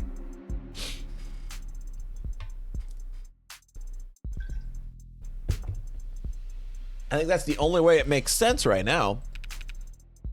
Why do you ask? No reason. Sometimes you gotta shake the tree to see what falls out. Or so they say. Oh, you were blindly guessing. I've been there. Something must have happened to that knife. It couldn't have just disappeared, not from a crime scene locked down like this. I'll need to find it, but I can't just go looking for it. Is this what it feels like to play with a handicap? I think. Creek's fine wood desk. He seemed particularly proud of it. Maybe in no small part because it had a priceless Noah mask hidden inside it, but I assume you've been through this datapad here? Front to back, we didn't find anything we didn't already know. Seems like Creek was smart enough to use it for payments and nothing else. A simple datapad with an attachment for processing non-standard identification and info, commonly sold to allow payment processing in unusual rare forms. Besides some partials, fingerprints were found matching those of Creek and Officer Chopin. Technicians have confirmed that the datapad is locked to Creek's fingerprints, making it difficult for anyone else to use it. A dart card is stuck quite firmly into the attached card reader. Couldn't avoid touching it. Had to at least pretend the dart card would work.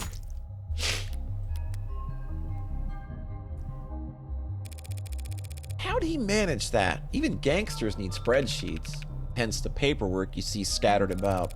They really did everything by hand? PPP is what they call it over organized crime, paper and pencil protocol.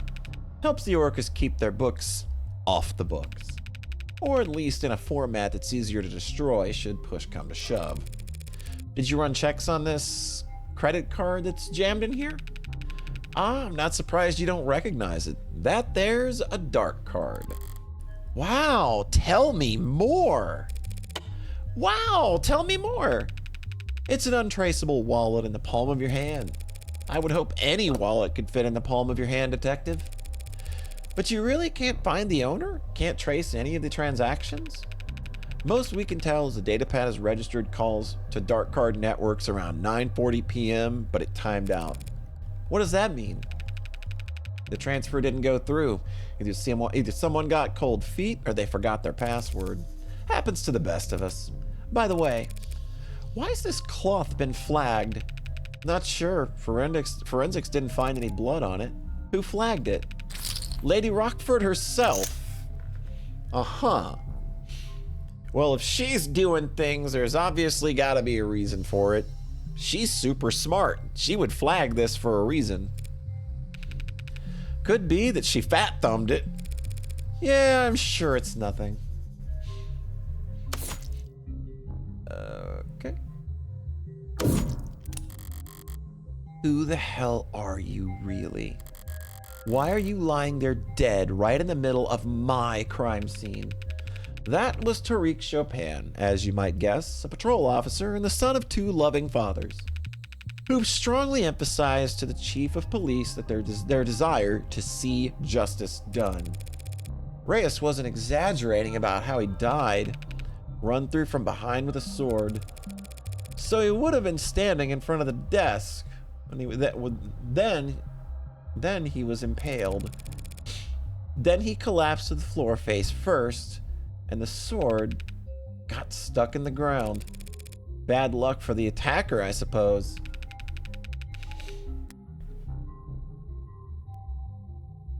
I mean, it's, yeah, like this game, like the last game, had a, like, queer couple at the center of it. Yeah, like, it's not surprising, like, given the developers of this game are pretty, like, yeah, they are pretty progressive. So, yeah, like, naturally their world reflects that. So, queerness is not treated as anything, you know, out of the ordinary in this world. Yeah, Dr. Satos noted in her report that the stab wound was, in her words, jostled. Pardon? Like, the attacker tried to pull it out, but it was stuck, so they had to jiggle it around? Hey, it's probably what saved Rogers' life. Kept your client distracted and disarmed long enough to give Rogers time to rush him. Allegedly. Not where I left you, that's for sure. And according to Sosuke, the one thing he does recall after I passed the baton to him is gripping his sword. You're not giving me much to work with. Fingerprints on the grip match your client's right hand, by the way. Here I was getting my hopes up. And it definitely wasn't suicide because no one else's prints are on the damn thing.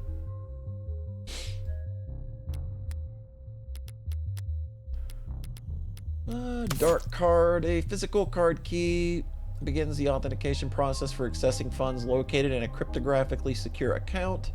Without the fingerprint and the owner of the 24-digit passcode, the card alone is functionally useless. Forensics shows that all fingerprints have been wiped off at some point. Recovered at the crime scene, stuck in the card reader of the datapad. Only reason I had to take my gloves off in the first place was because of this useless piece of plastic. Bladed weapon found at the scene of the crime impaled into the torso of victim Tariq Chopin. The steel chipped at several points, especially the tip. Fingerprints on the handle matched the right hand of Sosuke Ikaria. No other prints were found. Blood residue of the various points of the blade matches the DNA of victims Chopin, Miller, and Trey. Commence the jiggling! How you doing, Beepter? Another murder weapon I had to wipe prints off before taking my leave. It was indulgent, trying to take Trey's head off. Wasn't my only indulgence either. I would have gotten Miller's blood on the blade's tip when I dragged it across the floor.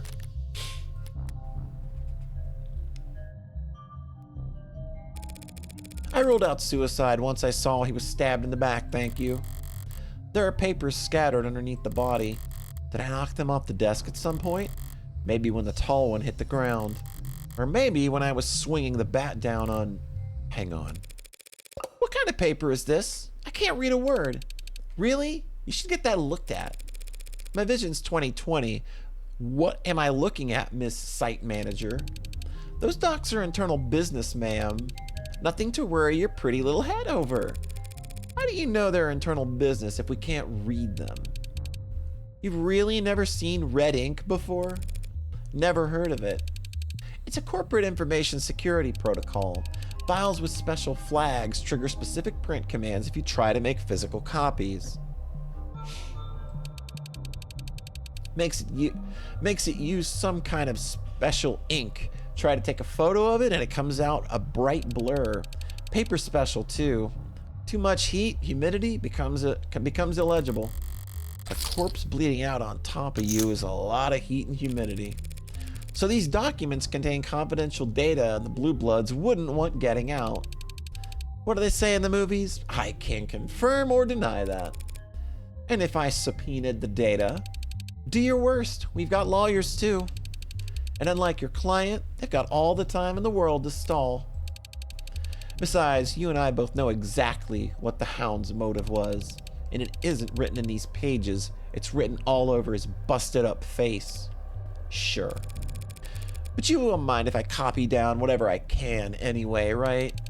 I wouldn't have any legal reason to stop you if that's what you're getting at. Okay.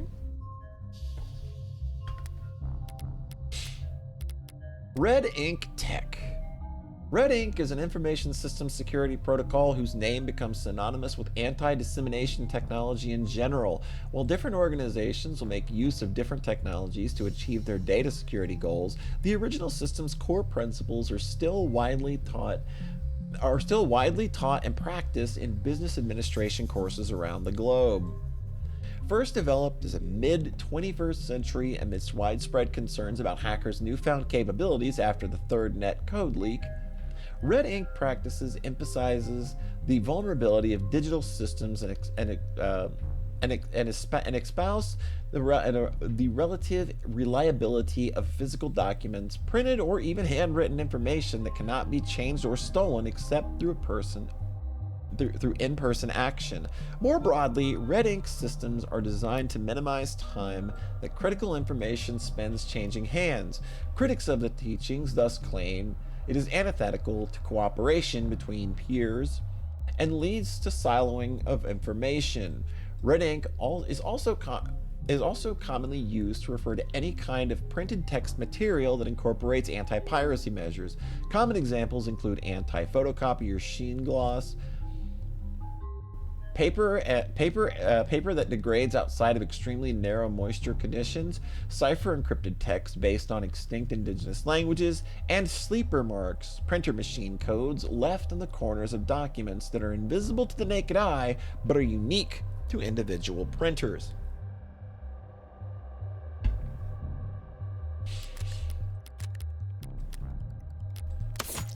Okay, documents found at the scene of the crime, mostly blotted out by blood coming from Chopin's corpse, apparently contained confidential information of high value, but only the occasional page number, graphic, or name can be spotted. Snippets include page 21, is required for expansion of eminent domain with power, page 345, payments to support the construct. Re-election counts him along to push for, colloquially referred to as a town hall. OPSEC in the highest level. Okie doke. The big one. He made a strange face when I shot him, and a loud slam when he hit the floor. This one, real long rap sheet, with a short ending, buckshot to the torso, died instantly. Flexware and his mods put his time of death at 9:44 p.m. Killed by his own weapon. Comes up a bit short of poetic justice, but it doesn't look like he was in any kind of struggle for it beforehand. But how someone managed to get it off his hands? It wasn't any great feat, I assure you. Tex identified it as double-barreled Mag US, and... Hey, how'd you know the gun was his? Whoop! Was that a little bit of a slip? He's still wearing the holster and the arcs. Was I mistaken? No. About a week ago, Tanks here was stopped and frisked by a patrol unit, and they found this here gun on him. They found this gun on him, and they just handed it back to him? He bought it and paid for it above board. So this gun isn't jailbroken. You have tag data from the murders? No, we don't. Strange. According to the text, the gun is jailbroken. What happened between last week and last night that he'd get the tags stripped off? Magus, a short barrel maglev firearm recovered from the scene of the crime, registered to Anchor Ton Tanks. Found on Sosuke Akaria's person when he was arrested by Officer Rogers. Fingerprint analysis shows that Sosuke Akaria gripped it in his left hand. No one else's fingerprints are present. Modified to an illegal extent, the slugs fired detonate after penetrating their target, increasing lethality, and the gun leaves no digital traces or tags from when or where it was fired. Horribly gaudy, but got the job done. Last I saw it, it was left in Sosuke's waistband.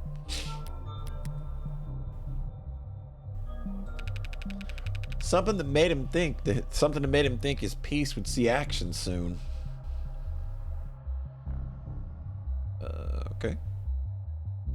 What else? Oh.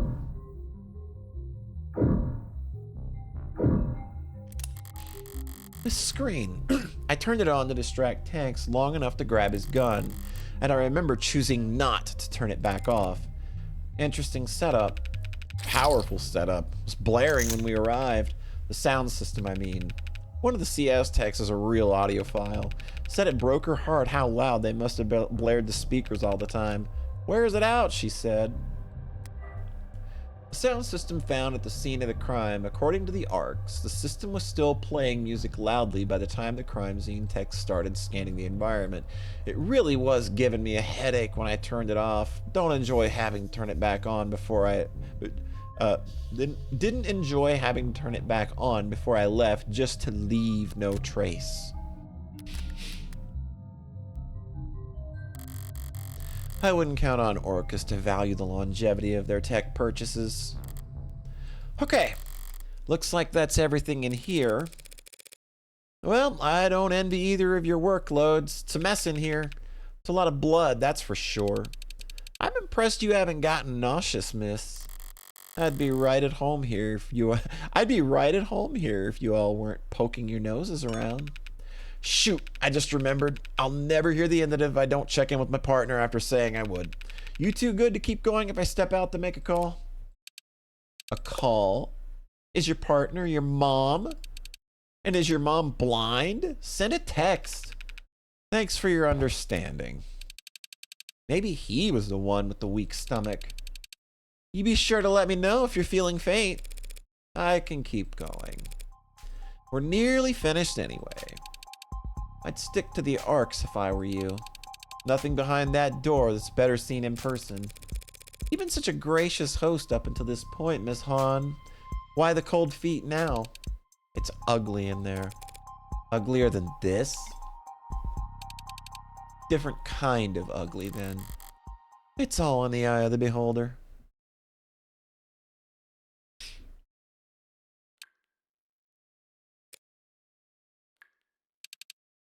I warned you. Don't worry, I can stomach it just fine. So long as I can understand it. Why did Creek's pod torture my client? I don't know that they did. Sosuke told me they electrocuted him, Han. They probably just grounded him. Low-grade currents applied every few minutes. Stops most mods from rebooting. So no SOS pings, no adrenaline bursts pulled out of his ass. And the pliers, hammers, and syringes, what purpose did they serve? They could have just killed Sosuke when they failed to nab Makoto. Instead, they dragged him down here. Why? Try and get info on Makoto's itinerary? Get enough intel to make another run at him? If there are any answers for me in here, I'll need a good scraper to find them.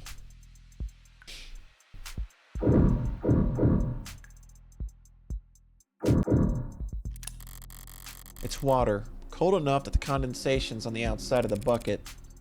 Is that water for sponge baths? Just a simple way to keep the guest from dozing off. Temperature shock makes caffeine look like a sleep aid. This coming after you claim you don't know if Sosuke was tortured?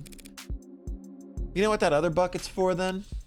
I know you said you've got a weak sense of smell, but do you really need a hint here? But then this bucket here is... what is it? Trash? Cloth and rope. Bindings.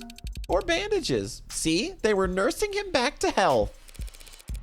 I'll run your theory past Sosuke next chance I get. This must be what's left of what they were keeping Sosuke tied up with. Party cloth bindings found inside the room where Sosuke was held, stiff with dried blood and cleanly cut with something sharp. They would have had to use something, yeah. This door doesn't even lock. Not after I removed the bat barring it from the outside.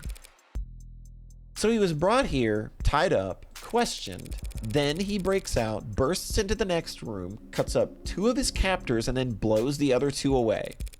That's what you think happened. That's what it looks like.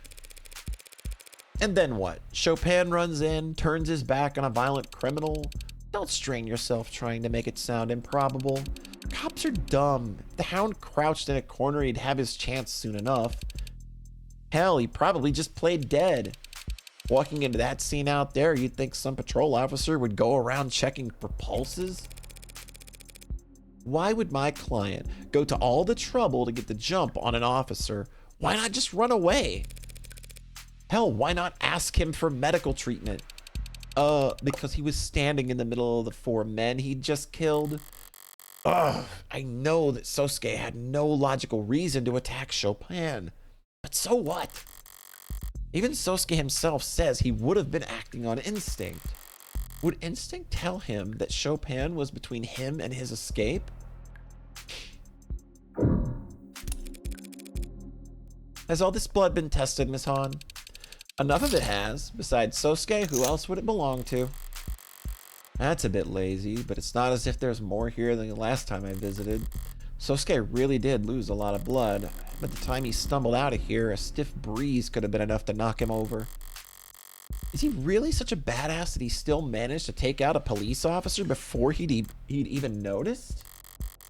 It's not as if I feel nothing looking at someone else's handiwork, the product of their violence. But it's like an artificial sweetener. No complaints for the first instant. Then the aftertaste comes. Empty calories. I'll just be hungrier again later, faster. Best to stay disciplined.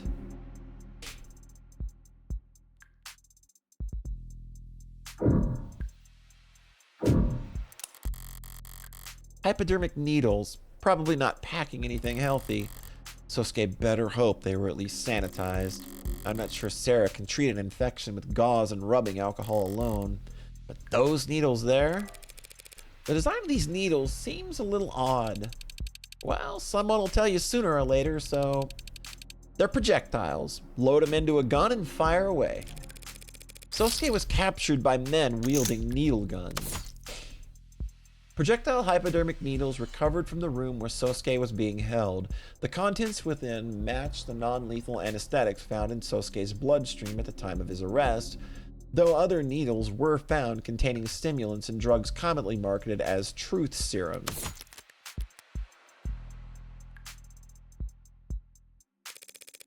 Does Sionist Security have any peacekeeping tools they'd like to disclose as having recently gone missing?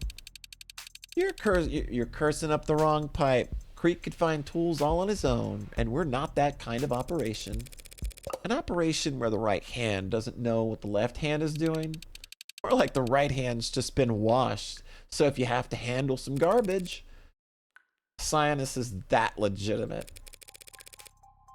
Why aren't all the Blue Bloods working legal jobs then? Not enough positions available. You gotta earn like hell to be considered for a job on this side of the fence. Creek and his pod weren't bringing in that kind of money. They liked Creed's pod where it was. Who's they? Upper management. That mask is a death sentence, crafted specifically for one very special customer. I'm just the one given the honor of hanging on to it until... And did upper management like Creek? I'm just a humble site manager, miss. I wouldn't know. Sure. So do all these needles contain anesthetics? No, there are also stimulants and barbitocene. Originally developed as a hypnotic sleeping aid drug for active duty military personnel, barbitocene is currently prescribed though rarely, as an anti-anxiety and anti-seizure medication. Often depicted in popular culture as some drug manufacturer's promotional materials as a truth serum, barbitocene has never been shown to function as such in a controlled setting. When compared against a sampling of liquors ranging from 40 to 80 proof, barbitocene resulted in truthful confessions only 0.2% more often, and no subjects admitted to providing information that they were not already comfortable with divulging. Users frequently search for how to tell if someone's cheating, where to buy lie detector, see who has me muted on social media. Like the truth serum, you can't get sued for selling it as such. You can get sued for selling it as such. It makes you talk. It doesn't make what you say the truth. So they wanted Sosuke talking, but what did they ask him? If your client can't remember or isn't willing to recall, there's really no one else alive who would know, yeah? I'm getting a headache, but it's not from anything sensory. I should know more about this crime scene than anyone. Why can't I piece it together? If I can't piece it together, the cops will never trace any of this back to me, right? So why do I feel so ill at ease? Okay, thanks for your patience, ladies. Did I miss anything? Nah. Oh. Would you have felt better if you had? I'm gonna head out now, actually. I've got a long day tomorrow. You're going back by yourself then? Are you sure? I could get you a ride out of the neighborhood. I'm sure Miss Hahn here has already made sure that we'll both get out of here without any trouble. That is her company's area of expertise, isn't it? Of course. Well, at least let me walk you out. Sure, why not? Safe travels.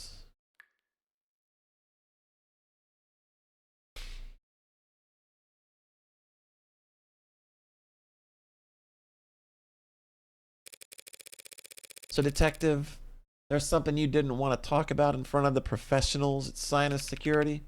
Thanks for picking up on that. Reyes will be upset that you never checked in. Yeah, right after this I will. This room? Are we directly underneath the crime scene? Yep, same fire escape right there. Same type of window, too.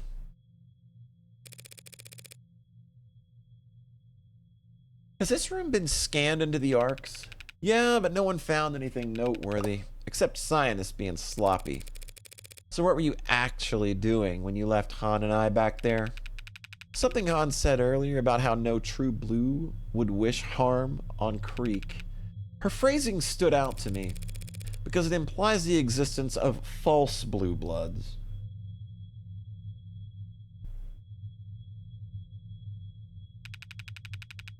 Because it reminded me of one of the first things I learned in this city. There are no monoliths. Megs, Orcas, City Hall, there are always factions. And among the Blue Bloods, party lines are especially visible. So I made a call, not to Reyes, and confirmed some things. And I figure I owe you a little hint or two, considering the tone of the last message I delivered.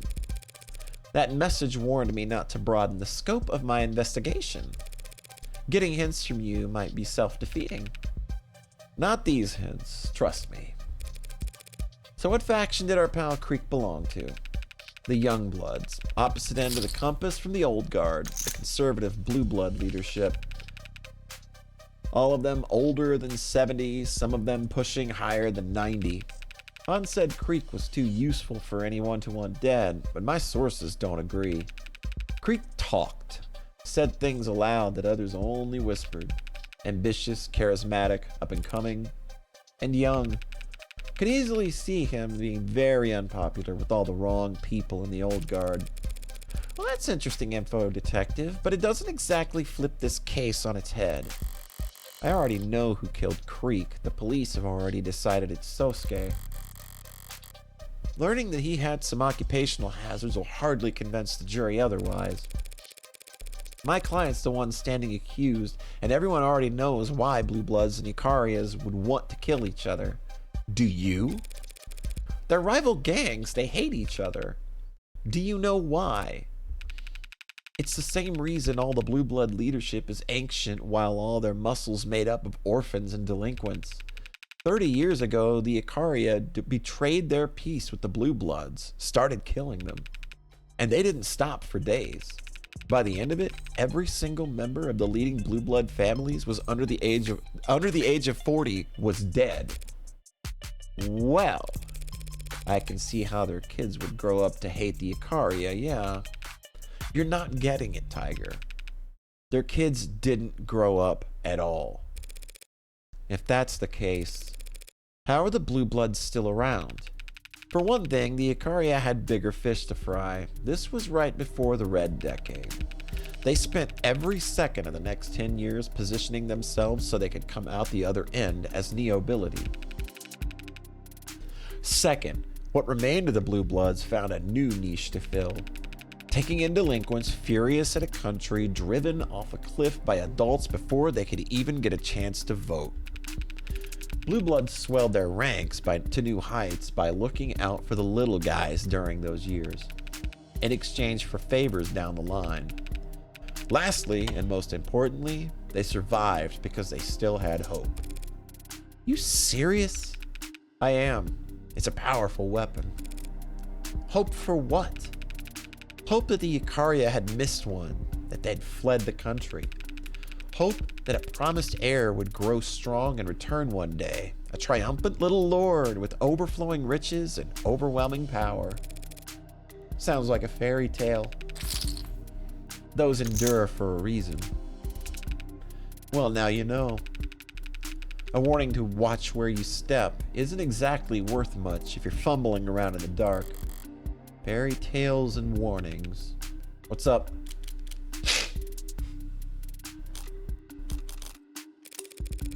Hey, did you or your pals in the OC ever hear some kind of blue blood hunter? Like a bounty hunter? Or huntsman, maybe? Where'd you hear that? Sosuke thinks he might have overheard talk of something like that while he was in captivity. Does it mean anything? Nope. I don't like the hesitation there, detective. Just an urban legend. I would have said the same thing about Unlisted before this afternoon, and yet, fair enough. If you see a huntsman and live to tell the tale, I'll buy you as many lotto tickets as you want. You ever pay attention to any of this graffiti down here? Scrawlings about Lobo, the cyberpunk, and HBK increasingly. I haven't seen that myself. I was gonna say Red Hood. Why are you asking? You feel a chill down your spine? Except for HBK, that's all old news, ghost stories and campfire tales. There's a lot of campsites around here. Lots of places to start fires. But Red Hood, haven't heard that in who knows how long. It's one of the oldest. Rough story. It's based on a real event. Nothing worth recounting. I'll take your word for it. What gotten into you that you're feeling all superstitious? Guilty conscious? You mean about working with the mafia? A psychologist would call that projecting.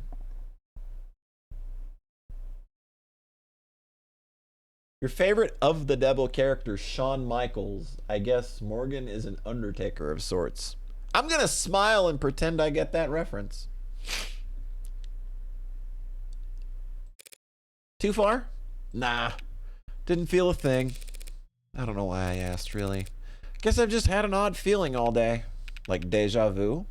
Like you've been here before? No, I hate that feeling. It's whatever the opposite of that would be. The unnerving certainty that you're in uncharted waters. Scary stuff.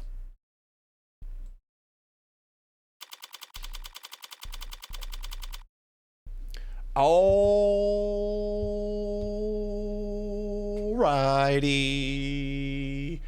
We are going to call it there for the night. I don't know why I'm singing, but we'll go with that. All right. Man, this is just getting more and more tenuous for our girl. It's just getting wilder and wilder. And again, the stakes just keep going higher and higher, and the things that she's gonna have to try and explain or work around are just getting even crazier. I have no idea where this goes from here. I've kind of voiced some of my own theories and ideas by now, but they're obviously only very surface level. So I have to imagine that tomorrow we're probably going to see some court action at least. Yeah. That'll be another start the stream and kind of go over my evidence again, because I'm pretty sure we're gonna need to be doing that. Yeah, that's gonna do it for tonight. Oh, Shawn Michaels is the Heartbreak Kid, or HBK. Gotcha. Okay. You know, I watch enough OSW review, despite the fact that I'm not a wrestling fan, that I feel like I should have just known that. So I guess that's on me for just kind of not absorbing enough. It's like, all right, I'm pretty sure I've heard announcers and even them call him that. It's like, oh, okay. I've seen him. I know who he is. I know he kicked a guy and he put him in a mirror, and that was funny. I know that him and Bret Hart don't like each other at all. I know that there's like a big screw job thing, so I know enough. I just kind of didn't put together. I was like, oh wait, he's HBK. Okay. But yeah, I've definitely seen him on plenty of episodes of OSW review. So that's gonna do it for tonight, though. We will be back again tomorrow night at 7 p.m. for more. So I'm big excited about that. I don't feel like farting around and trying to find anybody to host. So I'm just going to kind of end it here tonight and say thank you all for coming out. Thanks for stopping by. I hope you're all enjoying it. I'm having a blast and I absolutely can't wait to get back to this tomorrow. So hope you all have a nice rest of your whatever, wherever you are. And we will catch you next time. Bye.